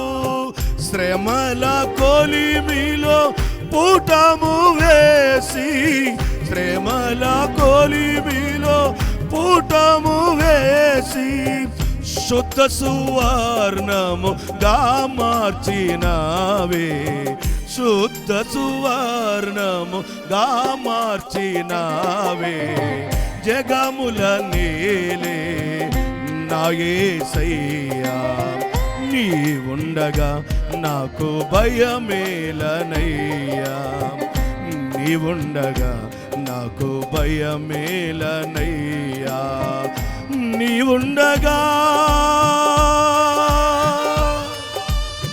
భయమేలనయ్యా, నీ ఉండగా నాకు భయమేలనయ్యా. ఆమేన్. దేవుడు నా పక్షమున గొప్ప కార్యాలు చేశాడు. ఊహకు అందని ఆశ్చర్య కార్యములు వివరించేదనా జీవిత కాలం. శ్రమల కొలిమిలో పూటము వేసి శుద్ధ సువర్ణముగా మార్చినావే. ఒకవేళ వాక్యం వింటున్న నీ జీవితంలో కూడా శ్రమకు, నిందకు, రోగానికి, అప్పుకు, బాధకు, కలతకు, కన్నీళ్లకు దేవుడు అవకాశం ఇచ్చాడేమో. నేనంటున్నా, కాల్చబడిన నిన్ను దేవుడు సువర్ణముగా మార్చబోతున్నాడు. నీలో ఉన్న మస్తు మలినము తీసివేయటానికే యోబు అన్నట్టుగా తనకిష్టం వచ్చినట్టు దేవుడు నిన్ను నలుపుతున్నాడేమో. ఆ ఊర్లో ఒక ఆయనకి పెళ్ళయింది, కానీ పిల్లలు లేరు ఆయనకి. భార్య చెప్పింది, అండి నాకు ఎలాగో పిల్లలు లేరు, మీరు ఇంకో పెళ్లి చేసుకోండి, వారసులు ఉంటారు. భార్య అనుమతితో రెండో పెళ్లి చేసుకున్నాడు.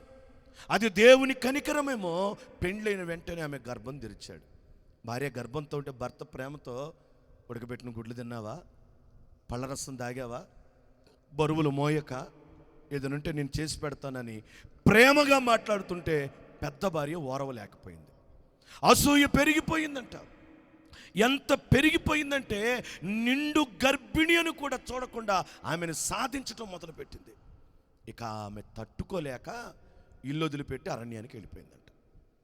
అరణ్యానికి వెళుతూ త్రోవలు అనుకుంటుంది, తల బాదుకుంటుంది, గుండెలు బాదుకుంటుంది, ఆ కడుపు మీద చేతులతో కొట్టుకుంటుంది. అంటూ ఏమంటుందంటే, నేను నష్టజాతకురాల్ని, భర్త ప్రేమకు దూరం అయిపోయాను. అమ్మలాంటి అక్క అనుకున్నా, కానీ అమ్మలాంటిది కాదు, నన్ను ఆడిపోసుకుంటుంది, ఇంట్లో ఉండట్లేదని అరణ్యంలో ఏడుస్తూ వెళ్ళిపోయిందంట. నీళ్ల కొరకు బాధపడుతూ ఉందంట. నీళ్ల కొరకు బాధపడుతూ ఎటు వెతికిన నీళ్లు లేవు, గొంతు ఎండిపోతుంది. నీళ్ల ఎద్దడితో బాధపడుతున్న ఆమెతో ఓ మెల్లని చల్లని స్వరము మాట్లాడటం ప్రారంభించింది. ఏమై ఉంటుంది? హాగరు, హాగరు అని ఎప్పుడైతే పేరు పెట్టి ఒక స్వరం ఆమెను పిలిచిందో, ఆమె అంటది, చూచుచున్న దేవుడవు నీవే. ఆదికాండం 16:13 అంటది, చూచుచున్న దేవుడవు నీవే. అప్పటిదాకా ఎండ, అప్పటిదాకా అరణ్యం, అప్పటిదాకా నీటి ఎద్దడి, అప్పటిదాకా నింద, అప్పటిదాకా కన్నీళ్ళు. ఎప్పుడైతే ఆమెను దేవుడు పేరు పెట్టి పిలిచాడో ఆశ్చర్యం జరిగింది. ముగిస్తూ ఒక మాట నీతో అంటున్నాను, ఒకవేళ నీ జీవితం కూడా అరణ్యంలాగుందేమో, ముళ్ళ పొదలాగుందేమో, కన్నీటి పర్యంతమై ఉందేమో, నా కుటుంబం, నా జీవితం, నేను వేదన భరితమై ఉన్నామని లోపల కుంగిపోతున్నావేమో. ఈ సభలో ఉన్నవారితోనే కాదు, రాలేక శబ్ద యంత్రముల ద్వారా వింటున్న ప్రతి క్రైస్తవునితో, క్రైస్తవేతరులతో దేవుని సేవకుడిగా చెప్తున్నా, ఆయన చూచుచున్న దేవుడు. అరణ్యములో ఉన్న హాగరిని చూశాడు. కన్నీళ్లతో కన్నీళ్లతో కన్నీళ్లతో కుమిలిపోయింది. ఎంతో వేదన అనుభవించింది. తనను తానే దూషించుకుంది. తన పరిస్థితిని చూసి లోపల కుమిలిపోయింది. అలాంటి హాగర్ను చూశాడు. ఎప్పుడైతే దేవుడు ఆమెను హాగరు అని పేరు పెట్టి పిలిచాడో, ఆమె అంటుంది, చూచుచున్న దేవుడవు నీవే. అప్పటిదాకా ముళ్ళపొద, అరణ్యం, రోదన, కన్నీళ్ళు, ఆవేదన, శ్రమ, నింద, కలత. ఎప్పుడైతే యేసయ్య పిలిచాడో, వినాలి ఈ మాట జాగ్రత్తగా, వెంటనే ఆమె స్థితిగతులన్నింటిలో మార్పు వచ్చింది. ఈ రాత్రి దేవుని సన్నిధికి వచ్చిన మీరెవరైనా కలతతో, కన్నీళ్లతో, కలవరాలతో ఉన్నారేమో. ఒకవేళ రాలేక ఈ శబ్ద యంత్రముల ద్వారా వినుచున్న వారు ఎవరైనా, మీ జీవితము కూడా ముళ్ళ పొదలాగా, అరణ్యములాగా ఆవేదనతో, అప్పులతో, రోగాలతో, శ్రమలతో, కలవరాలతో కురింగిపోయినదేమో. దేవుని సేవకుడిగా ఈ సియోన్ మందిరము యొక్క వార్షికోత్సవ సందర్భంగా మీతో చెప్తున్నా, యేసయ్య ఈ రాత్రి నీ వైపు చూస్తున్నాడు. ఆయన చూశాడు కనుకనే సింహాల బోను కాస్త సింహాసనముగా దేవుడు మార్చాడు. ఆయన చూశాడు గనక చెరసాలను అధికారిగా దేవుడు మార్చాడు, అధికారముగా. ఆయన చూశాడు గనక శద్రకు, మెషకు, అబేద్నెగోలు మండుతున్న 7 అంతుల అగ్ని చల్లబడేలా చేశాడు. నా ప్రియమైన సహోదరి, సహోదరుడా, ఈ రాత్రి యేసయ్య నీ వైపు కూడా చూస్తున్నాడు. నువ్వు ఏ స్థితిలో ఉన్నా చూస్తున్నాడు. చెప్పుకోగలిగినవి, చెప్పుకోలేనివి ఏది నీ జీవితాన్ని, కుటుంబాన్ని వెంటాడుతున్నా, ఒకవేళ ఇక్కడికి రావటానికి నీకు ఏదన్నా ఆటంకమై ఈ మైకు ద్వారా వింటున్నా, దేవుని కనులు నిన్ను చూస్తున్నాయి. యేసయ్య నిన్ను నన్ను చూడాలనే పరలోక వదిలిపెట్టి భూలోకానికి వచ్చాడు. నిన్ను నన్ను ప్రేమించి సిలువ శ్రమను అనుభవించాడు. ఆయన నిన్ను నన్ను ఎంత ప్రేమిస్తున్నాడు తెలుసా? ఆయన నిన్ను నన్ను ఎంతగా ప్రేమిస్తున్నాడు తెలుసా? ఆ ఊరిలో ఒక ఆమె భర్తను పోగొట్టుకుంది. కొడుకునే ప్రాణంగా పెంచుకుంటా ఉంది. పెరిగి పెద్దవాడయ్యాడు కొడుకు. రోజు తల్లితోనే భోజనం చేస్తాడు, టిఫిన్ చేస్తాడు. ఆ కొడుకు మీద అన్ని ఆశలు పెట్టుకుంది. ఆ తల్లి ప్రేమతో పెంచుకుంటూ వచ్చింది. కానీ ఎందుకు ఆ కొడుకు ఆ రోజు మౌనంగా ఉన్నాడు. మునుపటిలా తల్లితో మసలుకోలేకపోతున్నాడు. గమనించింది ఆ తల్లి, ఎందుకని నా బిడ్డ దూరంగా ఉంటున్నాడు, నాతో మాట్లాడట్లేదు. అది తట్టుకోలేని తల్లి అడిగింది, ఏం బాబు, ఇంతకుముందు నాతో కలిసి భోజనం చేసేవాడివే, నేను వచ్చేదాకా ఆగేవాడివే, తింటే నాకంటే ముందు తింటున్నావు, నేను వెళ్ళి నాకు తింటున్నావు, మునుపట్ల ముఖంలో సంతోషం లేదు. ఏం జరిగిందిరా అని అడిగింది. ఏం లేదమ్మా, నీతో చెప్పాలనుకుంటున్నాను కానీ నేను చెప్పలేకపోతున్నాను అన్నాడు. ఏదైనా పర్లేదు చెప్పురా. నేను చదువుకునే కాలేజీలో ఒక అమ్మాయి నన్ను ప్రేమిస్తుందంట. ప్రేమ అని నన్ను వెంటబడుతుంది. మన పరిస్థితులన్నీ చెప్పిన అమ్మాయి అర్థం చేసుకోవట్లేదు. నేను కావాలని నన్ను ఆశించి కాలేజీ పైనుంచి కిందకు దూకేసింది అమ్మాయి. ఏం చెయ్యాలో నాకు తోచుబడి కావట్లేదమ్మా. నువ్వైతే నా మీద ఆశలు పెట్టుకొని నన్ను చదివించావు. ఆ అమ్మాయి నన్ను ప్రేమించి నా కొరకు కాలేజీ పైనుంచి కిందకు దూకేసింది. ఏం చేయాలో అర్థం కావట్లేదంటే వాళ్ళ అమ్మ అంటదంట, బాబు నీ సంతోషం నేను కాదంటానా? నీ సంతోషం కోసమేరా నేను రెండో పెళ్లి కూడా చేసుకోలేదు. నీ సంతోషం కోసమేరా రాత్రి పగలు నేను కష్టపడ్డాను. నా ఆశలు నా కోరికలన్నీ నా ఆనందాన్ని మానుకుంది నీకోసమేరా. అలాంటి నీ సంతోషం నీ ప్రేమ నేను కాదంటానా? ఎవరు ఆ పాపని వాళ్ళ అమ్మ అడిగింది. అడ్రస్ తీసుకుని వెళ్ళింది, ఆ పాపతో మాట్లాడింది. వాళ్ళ అమ్మ నాన్న దగ్గరికి వెళితే వాళ్ళు తిరస్కరించారు. ఈమె కొడుకు ఆ పాప ఇద్దరు మేజర్లు గనక మొత్తానికి పెళ్లి చేసింది. వాళ్ళిద్దరూ ఎంతో సంతోషంగా ఉంటున్నారు. ఆ పాప అడిగిన వాళ్ళందరికీ చెప్తుంది, ఆమె మా అత్తమ్మ కాదు, మా అమ్మ కంటే నన్ను ఎక్కువ ప్రేమిస్తుంది. మా ఆంటీ చాలా మంచిది, మా అత్తమ్మ చాలా మంచిదని అందరికి 6 నెలల నుంచి చెప్తానే ఉంది.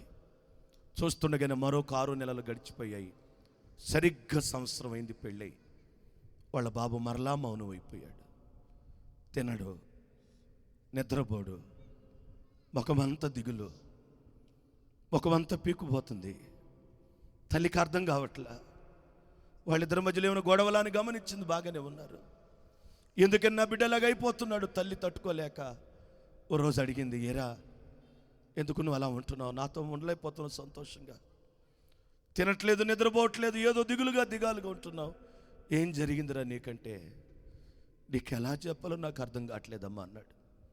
చెప్పు నాన్న, నేను అర్థం చేసుకుంటాను అంది.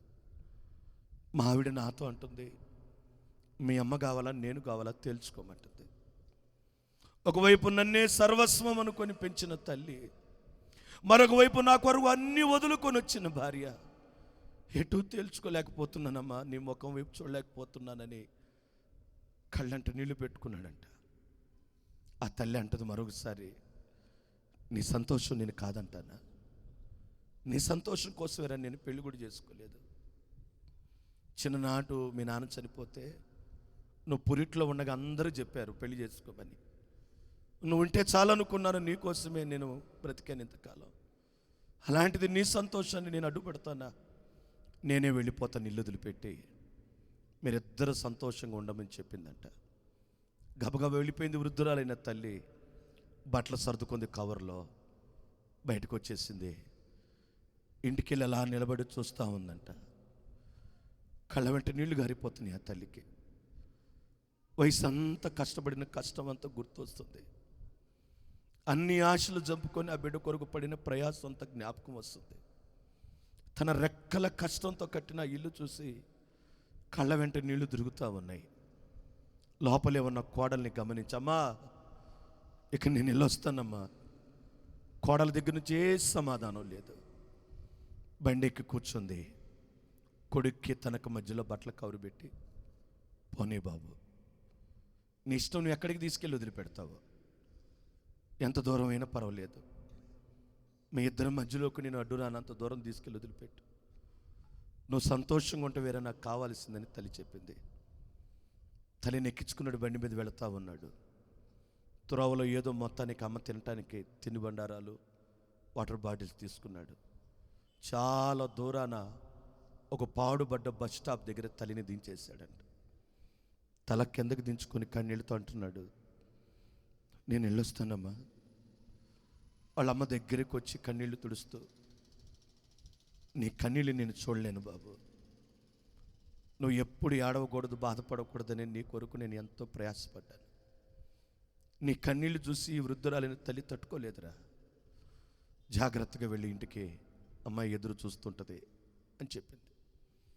ఆ బాబు బండి తిప్పి వెళ్ళిపోతూ ఉన్నాడంట. తల్లి మాత్రం నిశ్చేష్టురాలై వెళ్ళిపోతున్న బాబు కంటికి కనబడేంత దూరం చూస్తూనే ఉందంట. కళ్ళ వెంట నీళ్లు గారిపోతున్నాయి ఆ తల్లికి.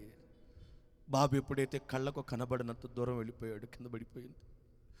ఏడ్చుకోవటం మొదలుపెట్టింది. ఏమిటి నా జాతకం, పెళ్ళైన వెంటనే భర్తను పోగొట్టుకున్నాను, చెట్టు అంతా పెంచుకు కొడుకు దూరం అయిపోయాను. ఏమిటి నాలాంటి నాకు ఈ నష్టజాతకం, ఏమిటి నా బ్రతుకని తననే తను ఎంతో దూషించుకుంటూ ఏడుస్తూ ఏడుస్తూ ఏడుస్తూ ఆ చెట్టు కింద ఏడుస్తూనే ఉందంట. బాబు ఇంటికి వెళ్ళిపోయాడు. మొదటి రోజు మౌనంగా పండుకున్నాడు. భార్య అనుకుంటుంది 1-2 రోజులు అమ్మ జ్ఞాపకాల్లో ఉండి లైన్లో పడిపోతాడు. 2వ రోజు కూడా బాబు బాధపడతానే ఉన్నాడు. 3వ రోజు నుంచి బాబు ఏడవటం ప్రారంభించాడు. మా అమ్మ నా కోసం ఎంతో కష్టపడింది, నా కొరకు మా అమ్మ రాత్రి పగలు నలిగిపోయింది. నా కొరకు మా అమ్మ ఇంత నలిగిపోతే వృద్ధాప్యంలో అండగా ఉండాల్సిన నేను నా సుఖ సంతోషాల కొరకు మా అమ్మను వదిలిపెట్టేశానని ఏడుస్తూ ఉన్నాడంట. భార్య గమనించింది, వాళ్ళ అమ్మ జ్ఞాపకం వచ్చి ఉంటుందిలే మారిపోతాడని. 4వ రోజు వచ్చేసింది. మనసులో బాబా అనుకుంటున్నాడు, మా అమ్మ నాకు కావాలి, బాబా లేకపోతే నేను ఉండలేను, నా కొరకు ఇంతగా కష్టపడిన మా అమ్మ ఏమైపోద్దో, నేను లేకుండా ఒక్కరోజు కూడా మా అమ్మ ఉండలేదే, ఇప్పటికే 4 రోజులు అయిపోయింది, మా అమ్మ ఏమైపోతుందో ఎలా ఉందో ఏడుస్తూ ఉన్నాడు 4వ రోజు అంతా. 5వ రోజు ఉదయాన్నే లేచాడంట. వంకినున్న బట్టలు తగిలించుకున్నాడు. గబగబా బయటకు వస్తున్నాడు. భార్య అంటది, ఏమండి మీరు తిని 4 రోజులైందండి, బండి మీద వెళితే కళ్ళు తిరిగి పడిపోతారేమోనండి, మీరు ఎక్కడికి వెళుతున్నారండి అని అడుగుతున్న భార్యతో ఏం చెప్పలా. గబగబా ఎక్కడైతే తల్లిని వదిలిపెట్టాడో బండి మీద వేగంగా వెళ్ళిపోతున్నాడంట. ఎక్కడ బస్ స్టాప్ ముందు తల్లిని దించాడో బండి స్టాండ్ వేసాడు.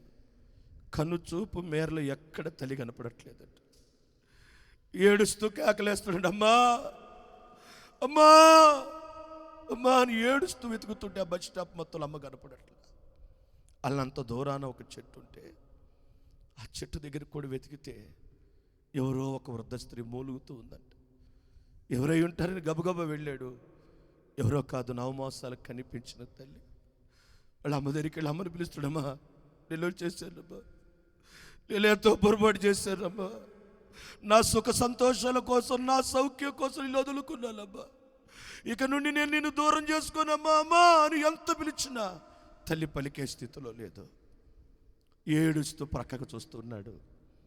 5 రోజుల కిందట తినటానికి తల్లి కొనిచ్చిన తినుబండారాలన్నీ అక్కడే ఉన్నాయి, తాగటానికి కొనిపించిన నీళ్ళు అక్కడే ఉన్నాయి. అవి చూస్తూ తల్లిని పిలుస్తూ ఉన్నాడు. అతను ఏడ్చే ఏడుపులకి ఆ చుట్టుపక్కల వాళ్ళందరూ వచ్చారంట. ఈలోగా వాటర్ బాటిల్ ఓపెన్ చేసి తల్లి ముఖం మీద పోసేసాడు. ఒక్కసారి కళ్ళు తెరిచింది తల్లి. నేను వచ్చానమ్మా, ఒక్కసారి నాతో మాట్లాడమ్మా, ఒకసారి నువ్వు రారా బాబు నాతో మాట్లాడమ్మని వాళ్ళ అమ్మని కదిలిస్తూ ఉంటే చివరిసారిగా తల్లి కొడుకును చూస్తూ తన తుది శ్వాస వదిలేసిందట. ఎప్పుడైతే తల్లి చనిపోయిందో గుండెలు బాదుకుంటూ తన కేకలు లోకమంతా వినబడేలాగా పెద్ద పెద్దగా ఆర్తనాదాలు చేస్తూ అమ్మా అమ్మా అని ఏడవటం ప్రారంభించాడంట. అతను వేసే వెర్రి కేకలకి చుట్టుపక్కల ఉన్న గొర్రెలు కాసేవాళ్ళు, మేకలు కాసేవాళ్ళు పరిగెత్తుకుంటూ వచ్చారు. చూశారు ఆ ముసలమ్మని చనిపోయి ఉండటాన్ని. ఎవరు నువ్వు? మా అమ్మండి. ఆమె నీకేమవుతుందో మాకే తెలియదు, కానీ 5 రోజులుగా ఆ ముసలి గొంతు బాబు బాబు బాబు అని ఏడవటం ప్రారంభించింది. తీరా చనిపోయిన తర్వాత ఏడ్చేమి లాభం? 5 రోజులుగా ముసలామ్మతో మేము చెప్తున్నాం, మా ఇంటికి రమ్మా, మేము నిన్ను పోషిస్తాం, ప్రేమిస్తాం, నీకు అండగా నిలబడతాం చనిపోయేదాకంటే. ఆ తల్లి ఏముందో తెలుసా, మా అబ్బాయి నన్ను చూడకుండా ఒక్కరోజు కూడా ఉండలేడమ్మా, మా అబ్బాయికి నేనంటే ప్రేమమ్మా, నా కోసం మళ్ళా వస్తాడమ్మా అని 5 రోజులుగా ముసలమ్మ చెబుతానే ఉంది. ఇప్పుడు చనిపోయిన తర్వాత ఏడ్చి ఏ లాభం అని చెప్తే దిక్కుతో చరిస్థితుల బాబు ఏడుస్తూ ఏడుస్తూ ఏడుస్తూ ఉన్నాడంట. నేనంట నీ కథలో ఉన్న తల్లి ఎవరో తెలుసా? నీ కొరకు నా కొరకు పరలోకి వదిలిపెట్టొచ్చిన యేసయ్య తల్లి. ఆ తల్లి కొడుకు కోసం సంతోషం వదిలిపెట్టింది. యేసయ్య నీ కోసం నా కోసం పరలోకం వదిలిపెట్టాడు. ఆ తల్లి కొడుకు కోసం ఇల్లు వదిలిపెట్టింది. యేసయ్య నీ కోసం నా కోసం సకల ఘనతలు వదిలిపెట్టాడు. ఆ తల్లి చెట్టు దగ్గర దిక్కుతోచని స్థితిలో చనిపోతే, యేసయ్య నీ కోసం నా కోసం కలువరి శిలువలో చనిపోయాడు. ఆ తల్లి ఇల్లు వదులుకుంది, యేసయ్య సింహాసనం వదులుకున్నాడు. ఆ తల్లి ఆ చెట్టు దగ్గర ఇంకా నా బిడ్డ వస్తాడేమని ఎదురు చూస్తూ ఉంది. ఈ రాత్రి సభల ద్వారా యేసయ్య నీ కోసం ఎదురు చూస్తూ ఉన్నాడు. ఎప్పటికైనా నువ్వు వస్తావేమో, నీ బ్రతుకు మార్చుకుంటావేమో, దేవుని కొరకు జీవించాలనే ఒక తీర్మానానికి నువ్వు వస్తావేమో, దేవుని ప్రేమ నువ్వు తెలుసుకుంటావేమో. యేసయ్య సిలువలో నుండి గాయపడిన తన హస్తాన్ని నీ వైపు నా వైపు చాపి ఉండగా, ఒక నిమిషం అందరూ లేచి నిలబడి మన 2 చేతులు దేవుని వైపు చాపి నీ కొరకు పరలోక మహిమను వదిలి వచ్చిన యేసయ్య వైపు చూడొక్కసారి. హాగరుని చూశాడు, తన కన్నీరు తుడిచాడు. షద్రకు మేషకు అబేద్నెగోను చూశాడు, వాళ్ళ పరిస్థితి నుంచి దేవుడు విడుదల చేశాడు. ఈ రాత్రి దేవుడు నిన్ను కూడా చూస్తూ ఉన్నాడు. నా ప్రియమైన సహోదరి సహోదరుడు, లేచి నిలబడిన మీరు 2 కళ్ళు మూసి దేవుని వైపు మీ చేతులు చాపి ఒక తీర్మానం దేవునితో చేద్దామా? నిజమేనయ్యా, నేను ఎంతో పొరపాటు చేశాను. ఆ తల్లి సుఖాన్ని వదులుకుంటే యేసయ్య నీ కోసం పరలోకాన్ని వదులుకున్నాడు. ఆ తల్లి అన్నిటిని విడిచిపెడితే యేసయ్య నీ కోసం సకల ఘనతలు మహిమలు వదిలిపెట్టేశాడు.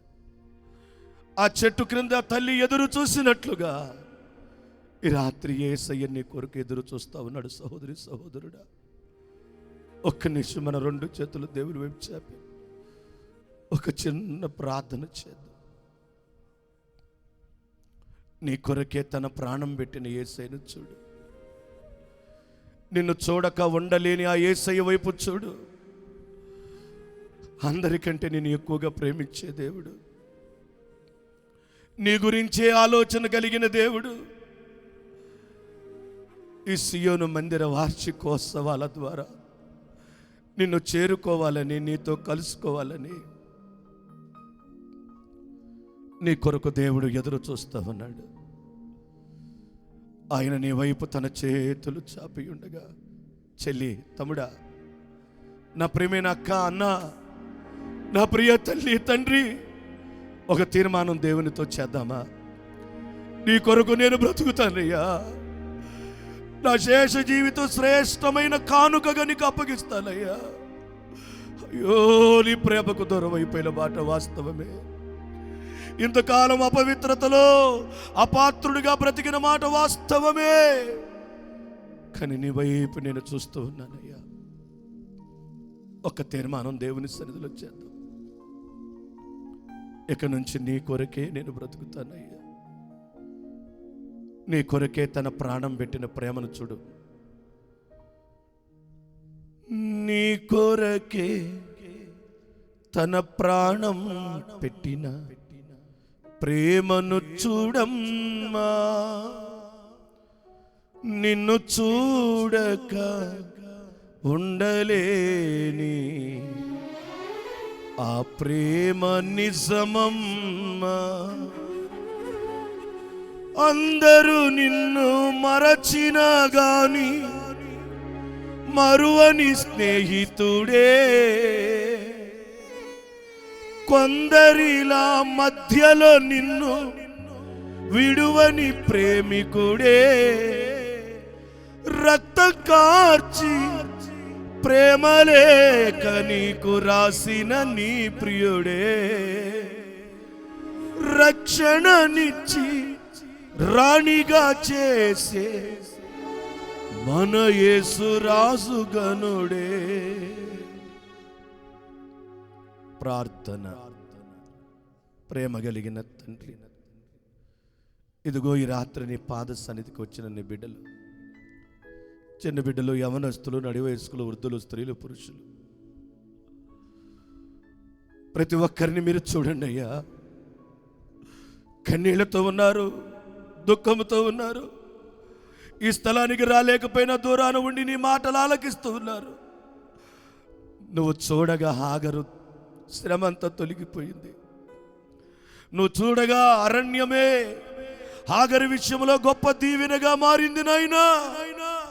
వచ్చిన నీ బిడ్డలు ఎవరెవరు కన్నీళ్లతో ఉన్నారు, చెప్పుకోలేని శోకాలతో వేదన భరితులై ఉన్నారు, ప్రతి ఒక్కరిని మీరు దర్శించండి. వారి ఆవేదన ఆనందముగా మార్చు, దుఃఖము దీవెనగా చెయ్యండి, శ్రమలో సిరులు కురిపించండి, ప్రతి పాపమును కొట్టివేయండి. శ్రమల కొలిమిలో పుటము వేసిన వీరందరినీ శుద్ధ సువర్ణముగా మార్చండి నాయనా. ఈ సభలకు ప్రత్యక్షంగా పరోక్షంగా సహకరించిన ప్రతి ఒక్కరిని మీరు దీవించండి. శ్రావ్యమైన సంగీతం అందిస్తున్న బిడ్డలను, మంచిగా మైక్ ఆపరేట్ చేస్తున్న బిడ్డలను, ప్రాముఖ్యంగా ఈ ప్రాంతంలో సేవ చేస్తున్న మా ప్రియులు, మీ సేవకులు, అక్క అన్నను మీరు ఆశీర్వదించండి. అడుగుపెట్టిన స్థలము స్వాస్థ్యముగా ఇవ్వండి, ప్రతి అడుగును ఆత్మలుగా మార్చండి, అవరోధాలను మీరు అధిగమించి అభిషేకముతో నింపండి. ఈ సభల ద్వారా నూతన ఆత్మలను సంఘములో ప్రవేశపెట్టండి. ఎందరైతే వేదనతో దుఃఖముతో ఉన్నారో ఈ రాత్రి మీరు వారి వైపు చూస్తూ వారి కన్నీరు తొడవండి. ప్రతి ఒక్కరి జీవితంలో తీర్మానం చేసుకొని నీ కొరికే బ్రతకాలనే ఆలోచన పుట్టించమని, ఈ సభల ఉద్దేశమును నెరవేర్చమని యేసు నామమున ఈ ప్రార్థన అడుగుచున్నాము తండ్రి. ఆమేన్, ఆమేన్, ఆమేన్.